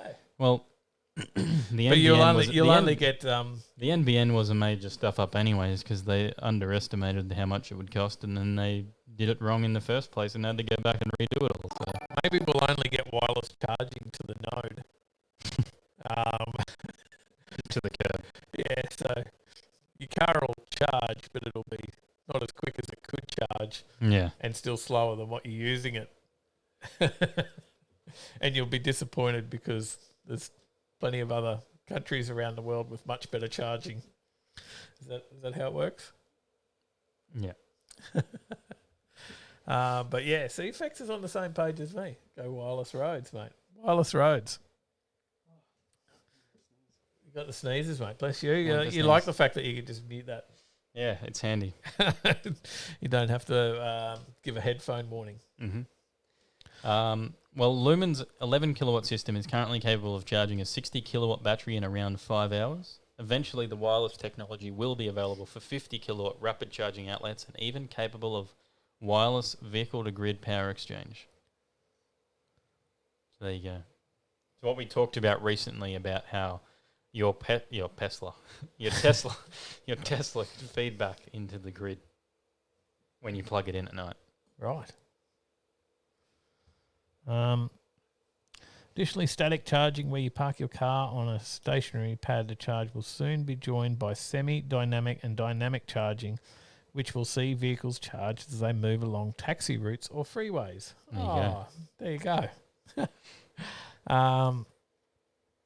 So soon you'll drive home, park your car, press a button, and it will charge, or run your home's power without a cord.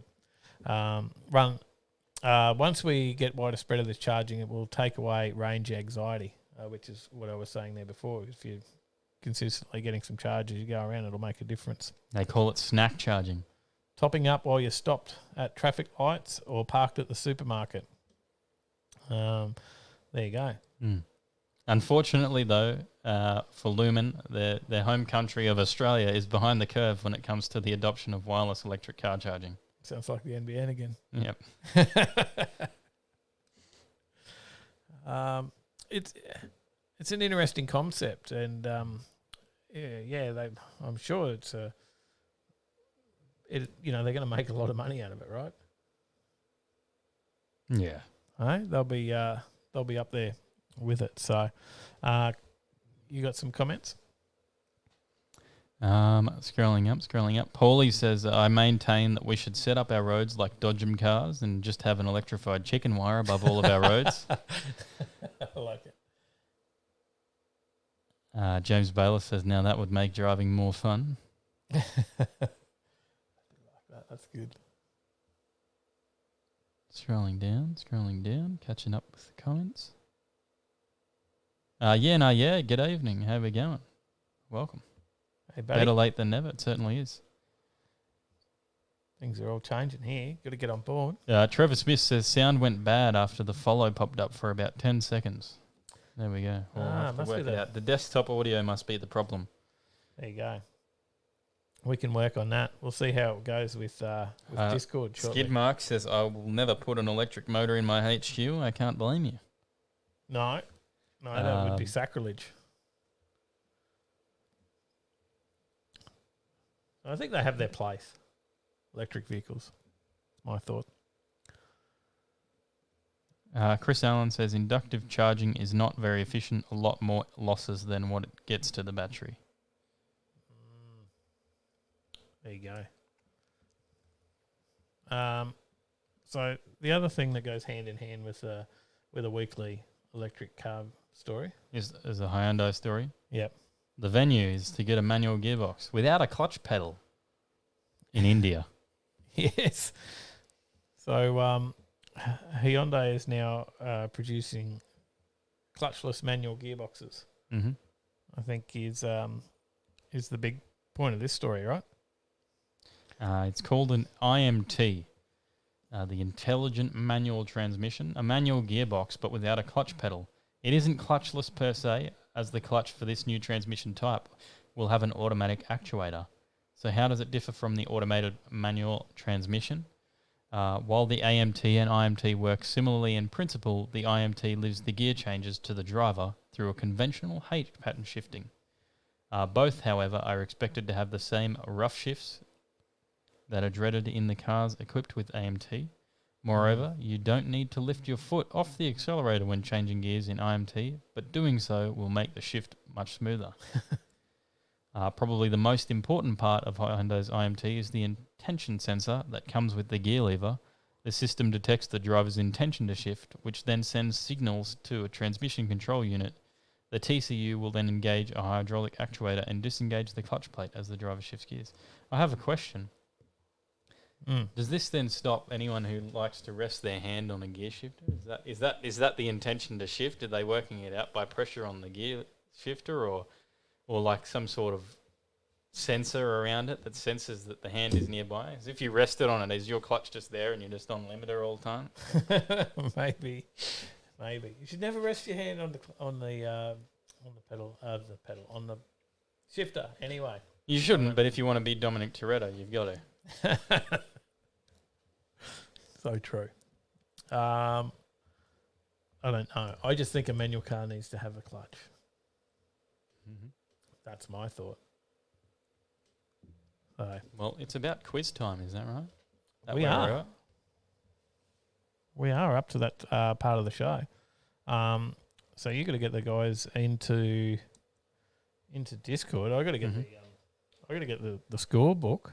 Yep.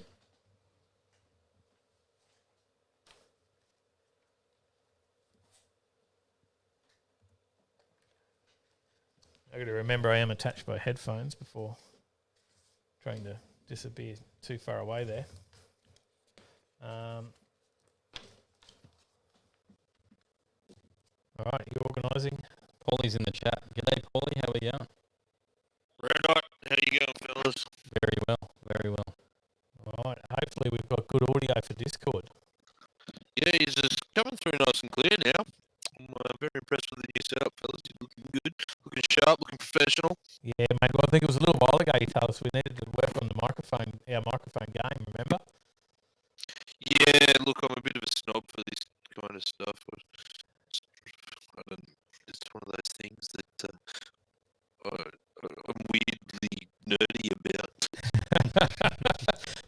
makes a difference. I think it does. It does. It does. And what you recommended the Rode NT1 or something like that, I think. Yeah, look, I recommend Rode to everyone because they make extremely good quality products. Hang on. Their customers. Hang on, Paulie. Apparently they're having trouble hearing us on the other end. Don't worry about those guys. We came through all right on the phone calls, though, didn't we? Maybe we'll dial them in on the phone. Dial us through Discord. Well, that was. And I might change one of my headset cables here, fellas. You're coming through clear to us. Oh, right. Oh, Yeah. You're coming through clear to us, but the guys in the chat are saying not so good. It's breaking up. Yeah. Yeah, right. So, did you want to try the Discord on here? Give it a go. We'll yeah, you know what you're doing with Discord better than me. So I was going to move it round. There we go. One of those sounds and start going screwy. Yeah, hopefully you can still hear us okay.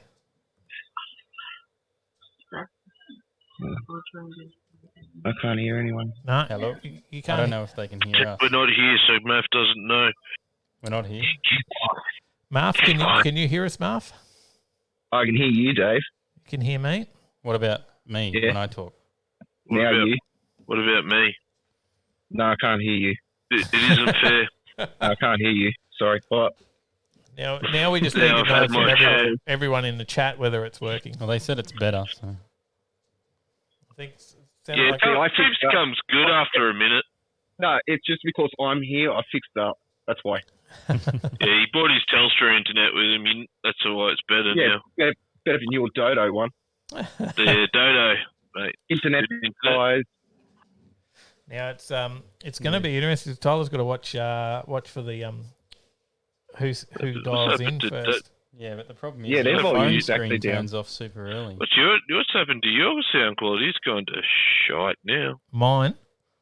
Yeah, it's because we're routing through the phone, and the phone is hooked up via Bluetooth. Right.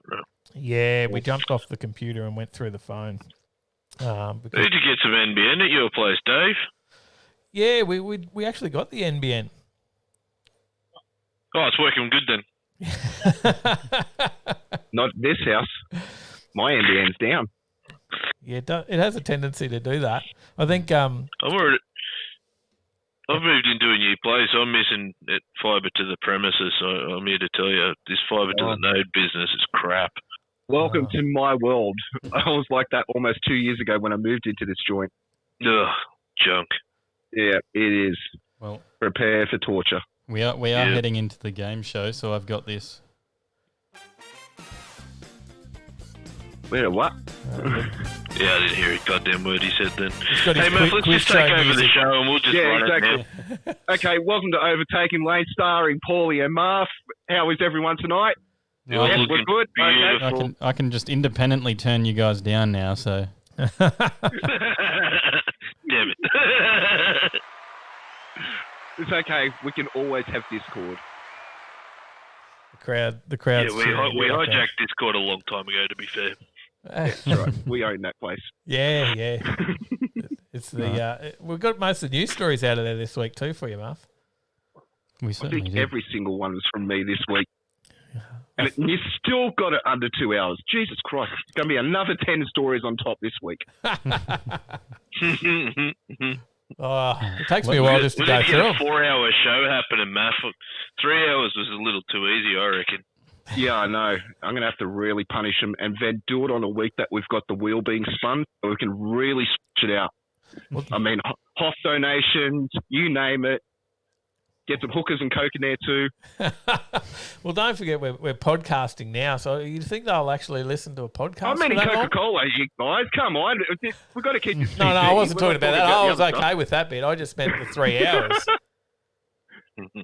I was fine with the coke and hookers. It was just 3 hours. No, we can give them part 1 and part 2. On my budget, though, we're not going to be having Coke. We'll be having AC Cola at best. RC Cola, rather. Oh, win. All right. Well, the Quizmaster, is he ready? I can barely hear Dave. Yeah, it's because he's sitting about 3 feet away from his microphone. Yeah, no, I can barely hear Tyler either. Both of you are. Are we coming through any better now? Is that any better for you? Yeah. A little bit louder.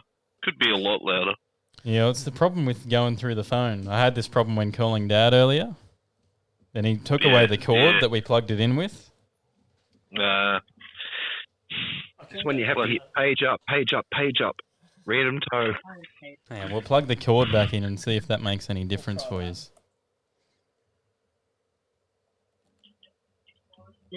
Still your own thing. Is that your son playing Fortnite or something back there, Math? Rocket League. Oh, man. Game. Yeah, I know. All right, is that any better for you guys now? Yeah, that's much sharper, mate. Oh, there we go. Get rid of Bluetooth. Yeah. If you got Bluetooth, you probably should be seeing a dentist, Dave. There you go. Hopefully it's still working on the other end for everyone else. They'll let us know in the comments pretty quickly if it's not. So Yeah, no, I think it's just something with the setup that when you introduce a new sound stream, it seems to hurt your latency for some reason. Yeah. yeah. I think I just got to work out how to route everything through the mixer rather than so when it plays the desktop audio is the problem. So when we were on desktop for the Discord before, it's playing it through there and also through the mixer. So it must just clash and it doesn't like that. So I think it's tanking your upload, mate. Bit of most of the boys are saying multi-channel it's back to streaming normal now. is what you need to do with the audio. Cool. We'll work that out Alrighty. for the next week. Alright, well, But quiz time. Let's make this happen. I've got some buttons. If I press You've that been one, waiting for this for months, Paulie. I know. I forgot I entered until yesterday, Arvo. It's usually how it goes. It's like, yeah, I'll just check out Discord, and then it's like, why have I got this message for me? And then it's like, oh crap, it's in the giveaways. Yeah, I was like, oh shit, notification. All right. Yeah. Well, we'll Let's test make it your happen. buzzers. We've got Paulie first Math. and Marv. Paulie. This is going to throw me off so much. All right. Had to do it that way. Question number 1. What is Hyundai's luxury brand? Is it A, Celtics? Paulie. Genesis. That is correct. Ooh. Quick on the buzzer. Wasn't even France. Question number 2. What body style is Dave's HJ? Is it Paulie. Marv? Sedan. That is correct. Question number 3. What do petrol engines have that diesel engines don't? Is it A, an ECU? Paulie. Paulie? Spark plugs. That is correct.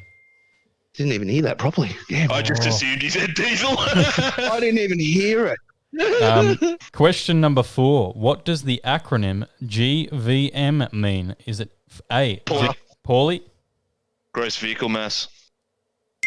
That is correct. Quick I'm telling tonight. you, the connection. Yeah, it's the connection on my end. I told you, NBN's down. I warned you.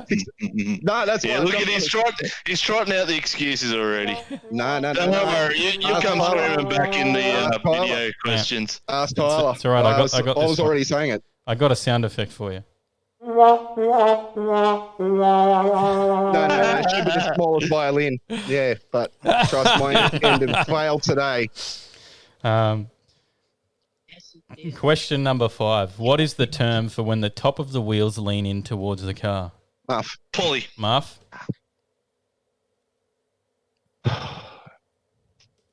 Camber. Yes. What Negative camber. Yeah, negative.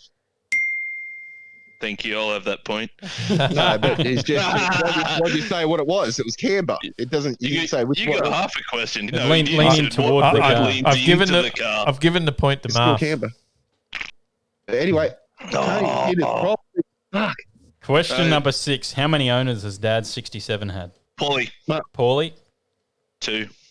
That is correct. Nice work. Oh, Tyler thought that was the trick question too. I thought it was going to throw him off. I thought they were going to say 1. Question number 7. What was extensive about the car's logbook when Mel got it? Polly. Marf? It had every single thing down from when it was bought. So petrols and every other service from the day it was bought for 30 years. That is correct. Is that 4-3? Oh, it's close. Question number 8. What was the name of the young fellow who swapped the LS into Dad's 67 before Mel purchased it? Marf? Dave. Oh, 4 all. Question number 9. What was the wiring diagram drawn on? Muff. Marf? It was on a rice bubbles packet. That is correct. Question number 10. Last question. We could be down to the bonus. Are you still there, Paulie? Just checking. Yeah. I'm still there. We could be down to the bonus here if Paulie makes the comeback on this question. What does the angry or granddad switch do? Muff. Paulie. Marf? The exhaust note. That is correct. Beat me on the buzzer. Yeah, just in the last few questions. You were Can quick at the start. Can I say this straight out?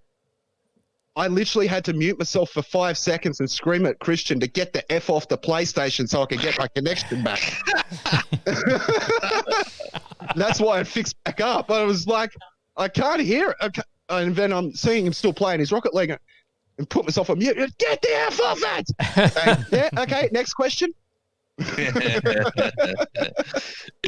Well, let's Good work there, Muffle. Sorry for burping into the microphone there. No, Paul, you always do this to me, man. You IMSR. give me the shakes. You give me the shakes worse than an alcoholic has had a drink for a week. You were stressing it about question 5, weren't you? No, I was actually... Marf was probably panicking by question 5. I'm dirty about the Canberra question, man. Dave, me and you are having words later. Well, what was the bonus question, Tyler? I almost turned around and said caster then too. I could hear it. I was waiting. I'm like, this bloke's about to say caster, and I'm going to laugh at him a lot. Hey, it would have been another Mr. Suckblow moment then. Yeah, it would have been. All right, the bonus question. What is next week's video? Marf. Marf? Oh, son of a... We are going sailing at Queensland Raceway. Good on you. I better edit that one. Yes, you probably should get around to that, eh? Yeah. Tyler keeps asking me, how's the footage Rod look? Stewart's How's the song footage and all. look? I haven't got that far. No, it might be nice with the music this time. So Now you can have your connection back, Christian, please. You can jump back on the game. How's your turd coming along, Math? You getting closer to finishing it? The what? Yeah, crostita. It's in a sort of state of flux because my arm being in the cast. I can't work on it properly. That old chestnut. Yeah, it's like you can't even screw drive properly one-handed. You know how it is. Power tools, bro. Yeah, no, I've got the rattle guns and that, but what I'm trying to do is get clips off and stuff like that with the wiring, and I can't do it without having both my hands. It's really fiddler. You'd be amazed what I can drive with one hand. Oh, yeah, I'd believe it. I can drive the Veloster one-handed, but not too much else. Yeah, I should. There might be some updates for the Beamer coming up, so who knows? I might put some things together there for you to show off for us. yeah, we're going to check that out. Mm-hmm. Yeah, I really love what you've done with that so far, man. Like murdering it out, all the black all the way through it. It really set it off nicely. Look, they're a great looking car. Love Beamer. I hate them. I think that the 4 Series is a properly good looking machine, but hopefully we're going to squeeze a bit more power out of it and louden it up a bit. But she's definitely going to be closer to the ground as well. Oh. Yeah, you get a lot of mods, like get you up to 400 or 500 horsepower easy. Yeah. I mean, even from as a standard factory, a good tune on them apparently releases quite a lot of power out of that little N20 twin turbo motor. So I'm keen to see what we can drag out of it, kicking and screaming, before I spin up a bearing or put a rod through the side of it. Well, you've got an event up now, mate, mate, for our Cars and Coffee. You got till November. Make sure it's all the work's done and looking impressive for that one. Yeah, well, look, actually, all going to plan. It will be done before then, and we'll see if we can smash that carbon front splitter off as I come up the driveway. Yes, that'll be impressive. Everyone Just pretend to be a P-plater. Mate, I've done some damage to it recently, and it brought some tears to the eyes, to be honest. Jesus Christ, that hurt. Oh, expensive. Yeah, she's not a cheap item, eh? Yeah, Mal, I'm going to be putting it very much to the ground, but I'm doing it static low. Airbags are for grocery, or bags are for groceries, so but I don't like to cheat. I like to do it the hard way. You like to have trouble getting over the speed bumps. Yeah, speed bumps be damned. And when inner wheel wells, of course.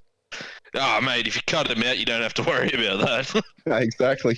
It'd be good to see, Strut mate. tower Be and good to nothing see. else. And Marv, you said you definitely won't be ready by November, mate. No good for you, eh? You can't get down. Sorry? I said your car definitely won't make it for November, you said, to get down to Cars and Coffee. No. We gave you plenty of notice. Down there If he No, pulls it's his not that. thumb out and stops It's whinging nothing to about do with his that. hand, it'll be done. Nothing to do with that. Nothing to do with that. It's timing because Christian's still at school. We've got the new baby coming and all that stuff. So I'm going to have to do all that first while I'm still finishing off cross data for 2020 and finishing it off start of 2021. Well, like we said, we'll have a look at some more events for next year. Be at least minimum of another 4 Cars and Coffees next year as well. So we'll do this one in November and we'll learn from that. And it's just a Cars and Coffee. It's not a full on car show or anything like that. So, but we'll. Who knows? We should tee up a Christmas party or something. I reckon that'd be all right. Well, we could maybe just a cruise somewhere, and we'll go do a sausage sizzle somewhere. And there we go. Burn out some barbecues. Too easy, hey? Too easy. That's a good plan. That should be a December event. Maybe we'll line something Yuletide up. donuts. We'll get it down at PJR. Get Handful to come out, do a shed skid. Oh, that'd be good, see, wouldn't it? We're already setting this up within 5 seconds. Gosh, come on. Okay. Doesn't take much to plan these things, hey? Let's slap it together. You know, boat racing. There's a few Skylines in the group, so a bit of everything for everyone. Yep, definitely. A couple of chocolate wheels. Yeah. That way, you got one for Hoff and one for Phillips. That way, they can compete on them. Have their own. Yeah, they can have one each. And we didn't see Hoff tonight. He's in the chat. No, extra P players. Oh, I miss it. Yeah, here he is. Here he is. He is there. Oh, there. Look, negative Canberra, bro. I see. He is there. G'day, mate. I reckon we should have extra P platers. Yes. Yep. Get them all in. P-plate competition. Yeah. Most damage gets $1,000. We'll get a few. We'll do a skid pan day as well next year. Who can pop the best single pegger? Yes. We'll do some skid pan days next year. We'll line that up. That should be a bit of fun. Well, dang, hopefully the borders are opened up by then. So. Yeah, definitely. We'll see how it goes. But we've got to get in and do what's on. What's on? Yeah. So what's on? There you go. We just got another follower. That's awesome. We've got a few followers. I don't know if that's Facebook or YouTube. No idea. I think it's Facebook. Like, share, and subscribe. We're nearly at. We're just about to click over 4,000. We've got 4,000 followers on Facebook now. We certainly do. Just about Doing well, guys. It's good to see you growing. Yeah. Well, we the YouTube overtook the Facebook for a while, and then now the Facebook's well overtaken the YouTube. Of course, again. Yeah, because we are the almighty. Yeah, well, now Facebook's about 700 ahead of YouTube again. So yeah, Facebook's 600 or 700 in front. We're 400 on YouTube, but Facebook's we're definitely in front. So. Well, some lucky bugger in Australia just won $80 million. Fair dinkum. Wow. Well, it wasn't me because I didn't get a phone call. I'm waiting for my phone call. Wow, that would be. Wouldn't imagine that ringing in on the show. Wouldn't that be? It'd just be You'd definitely see a different Beamer at the end of the Cars and Coffee if it was me. I just I thought, can now that imagine we've got the call phone, after. the phone dial in, and we just answer that in the middle of the show. And, you've just won $80 million. You just the rest of the show is just a couple of tipped over chairs and it's just the sound of glass smashing and screaming and yelling, children screaming. Yeah. That would be funny. All right, me dialing the Ferrari dealership. Yes. Dave calling up the Captain Morgan factory, and it's like, right, lifetime supply, please. Mate, it's been 4 weeks. I'm on the extra long dry July. So I know you have been. It's been really impressive. Mate. It's really how much weight have you lost? Because we haven't seen the weigh-in yet this week. I know. I've got it there. I've got to just edit it up. 12 kilos. Wow, mate. Jesus Christ. Now it wasn't quite that when I weighed in. No, that's all I could do then. That actually hurt my hand trying to clap. Clap harder, Mal. Clap harder, Mav. Clap harder. Mal, come on, man. I don't own an old Merc. All right. Well, I think we have to... kick us out. We have to go to what's on. Tyler wants to spin the wheel quickly to see how, the weekly math Hoff. Yep. 4-0. 4-0's coming up. Here we go. I'm already calling it. Hoff's going to be 4-0. I accidentally spun it while trying to add more names to it. Ready to go? And the Hoff did win the accidental spin, so. Yeah.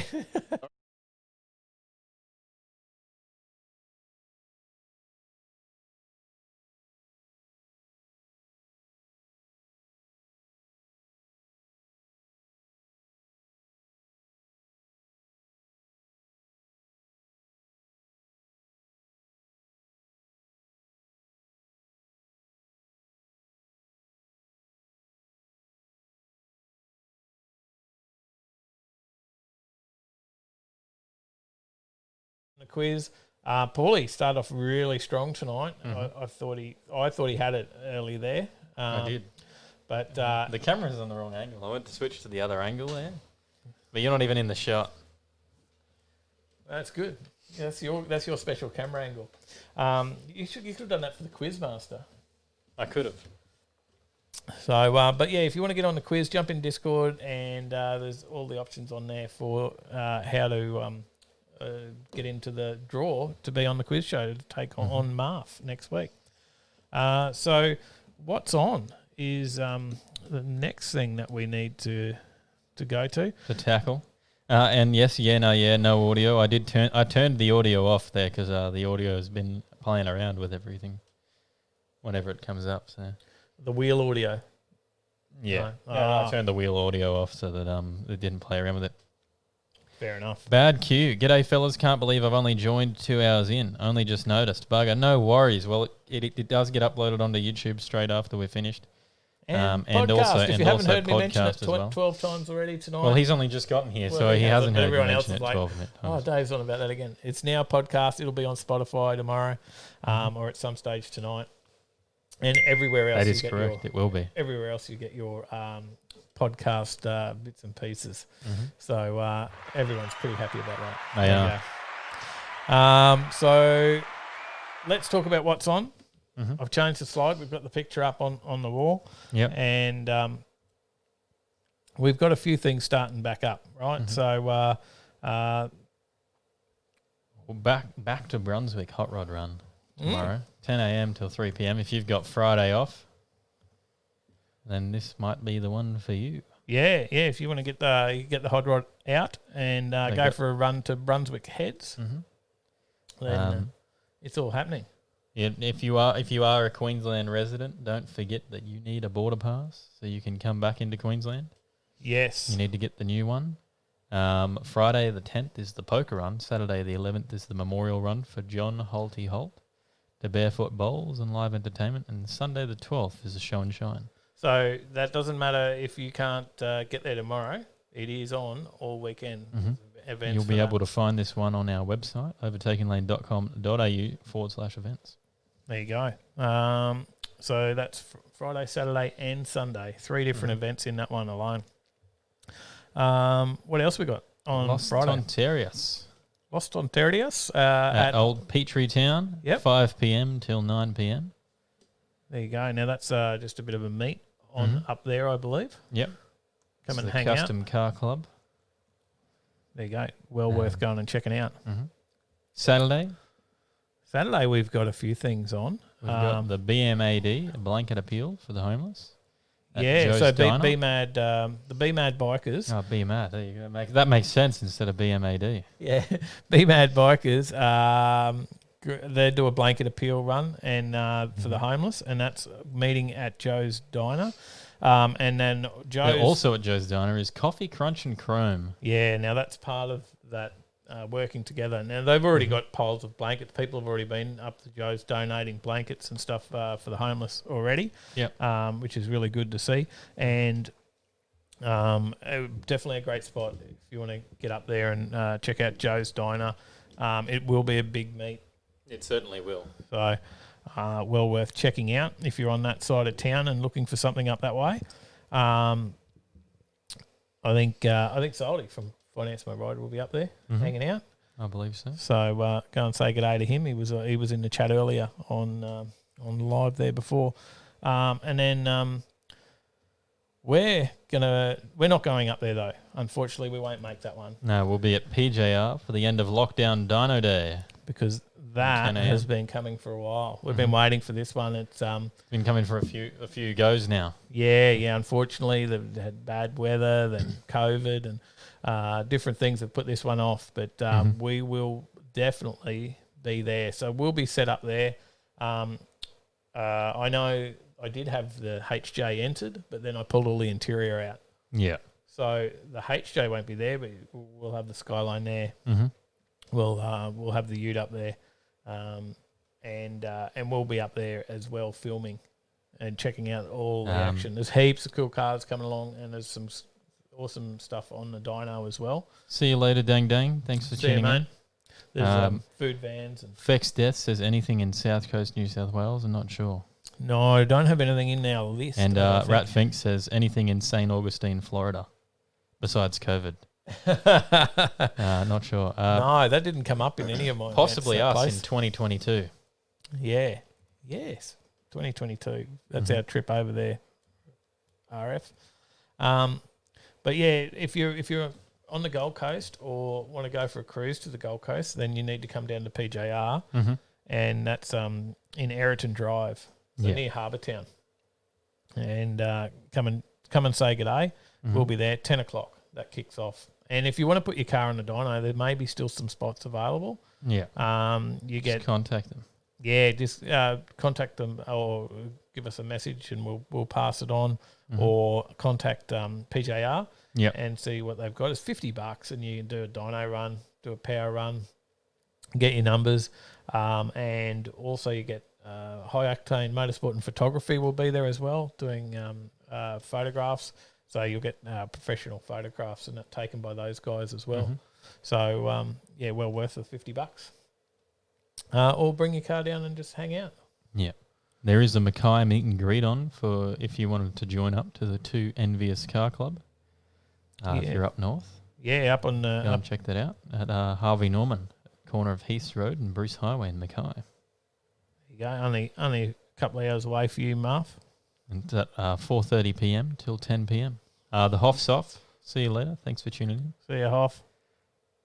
And Roll Racing. I'm not sure. Is that one on? Yeah. 6 p.m. till 10 p.m. My knowledge is Roll Racing is back. There you go. Roll Racing is back. So yep. Confirmed for the rest of the 11th of July is a confirmed date. There you go. So if you want to book in, you need to book in. Races.world is the website if you wanted to go out to Roll Racing at QR. My recommendation is if you're on the fence, go and do it because it's a lot of fun. And there should be some good... Have they got anything about spectators for Roll Racing? No, nothing there. Now, QR has been... Oh, Steve's dropped us $40. Thanks, Steve. You're a legend. Champion. Thank you, mate. Thank you. Look, Roll Racing, I think that's cool as to get out there and check that out. And the spectators, possibly, I know that side of the track, they're allowed some spectators, it does say spectators, $20 per person. There you go. Now, they are different to Willowbank drags who haven't got their COVID plan approved yet. Yeah. But QR has. So they are able to have spectators and stuff there. Mm-hmm. On Sunday, July 12th, we have Morning Mayhem on at QR. So I believe that's probably sold out by now. It is, but It you did are go pretty also quickly. allowed to go out there as spectators. Yeah. The only restriction being for passengers that you can't swap around in cars. Yeah. So you can't jump in 3 or 4 different cars like what we would normally do Yeah. when we're there to film. That's from 5:30 till 8 a.m. So it's an early start if you want to get out to that one, especially if you're a driver. If you're already booked in, you got to get out there early. 7 a.m. till 9 a.m. is all Japanese cars and coffee at Kitchen 8. That is on. There you go. All about clean. That is the Steve, $40. Thank you, Steve. There you go. Just come through. Thanks, mate. Thank you so much. Really Yeah, maybe we can have a look at this. It is quite a drive to get to Northgate, but somewhere to take the skyline, you reckon? maybe. There's also a JDM coffee and cruise starting at Coat X Ceramic Coating and Detailing from Saturday at 8 a.m. Do you know whereabouts those guys are? They are on 3/25 Industrial Avenue, Mollendina on the Gold Coast. It's Gold Coast, mate. That might be one for you, JDM. Yeah, maybe. 8 a.m. They're meeting up there, and at 8 a.m. sharp, they will have a coffee van organised to wake everyone up and give them all a chance to chat, take photos, and hang out.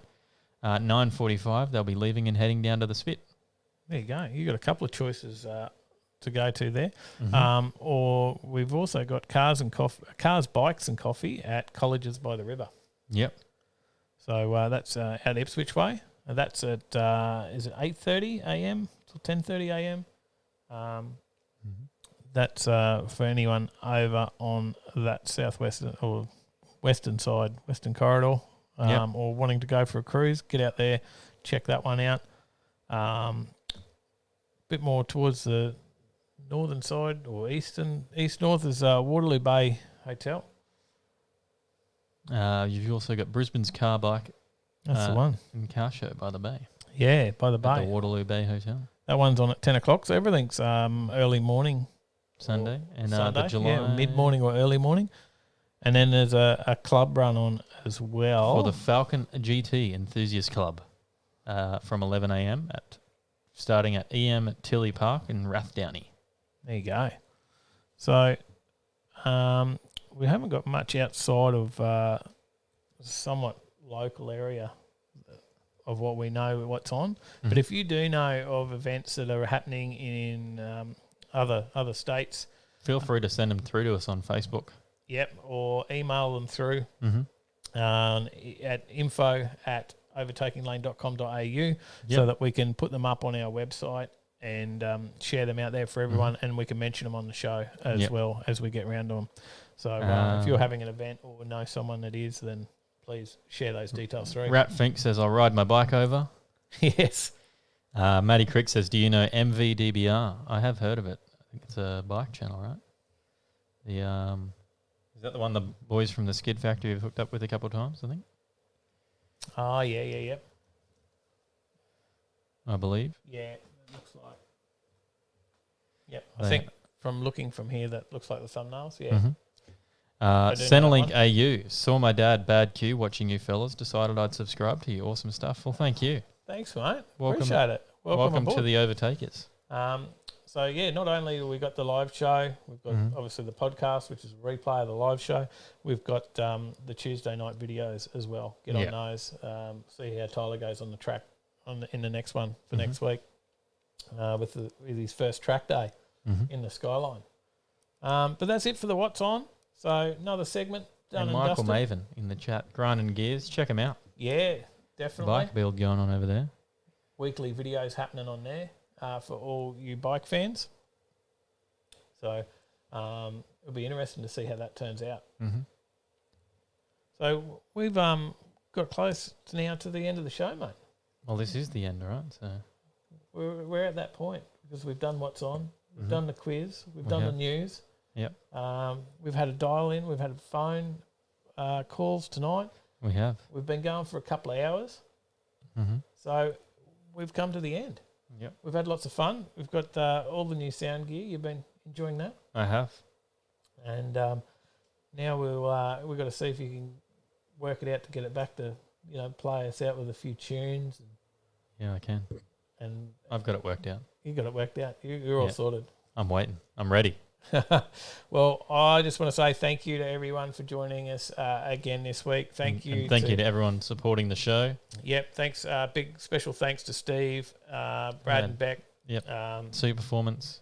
And Adam as well. Yep. Our sponsors, Superformance, that sponsor the live show, Mhm. and now the podcast as well. Yep. So, make sure that you support those. We've got heaps of other sponsors as well that sponsor things like our merchandise and help us out in those ways as well, which goes a long way to help us be able to get gear to upgrade the show and keep improving. So please keep supporting. Get yourself some merch. Buy some binder on the website. Grab microfiber towels. Yep. Get them through us. I can recommend the microfiber towels. So they are good. There you go. And come and see us at PJR on Saturday. We'll be there. Thanks, everyone, for tuning in. We'll see you in the next one. Stay in the right lane.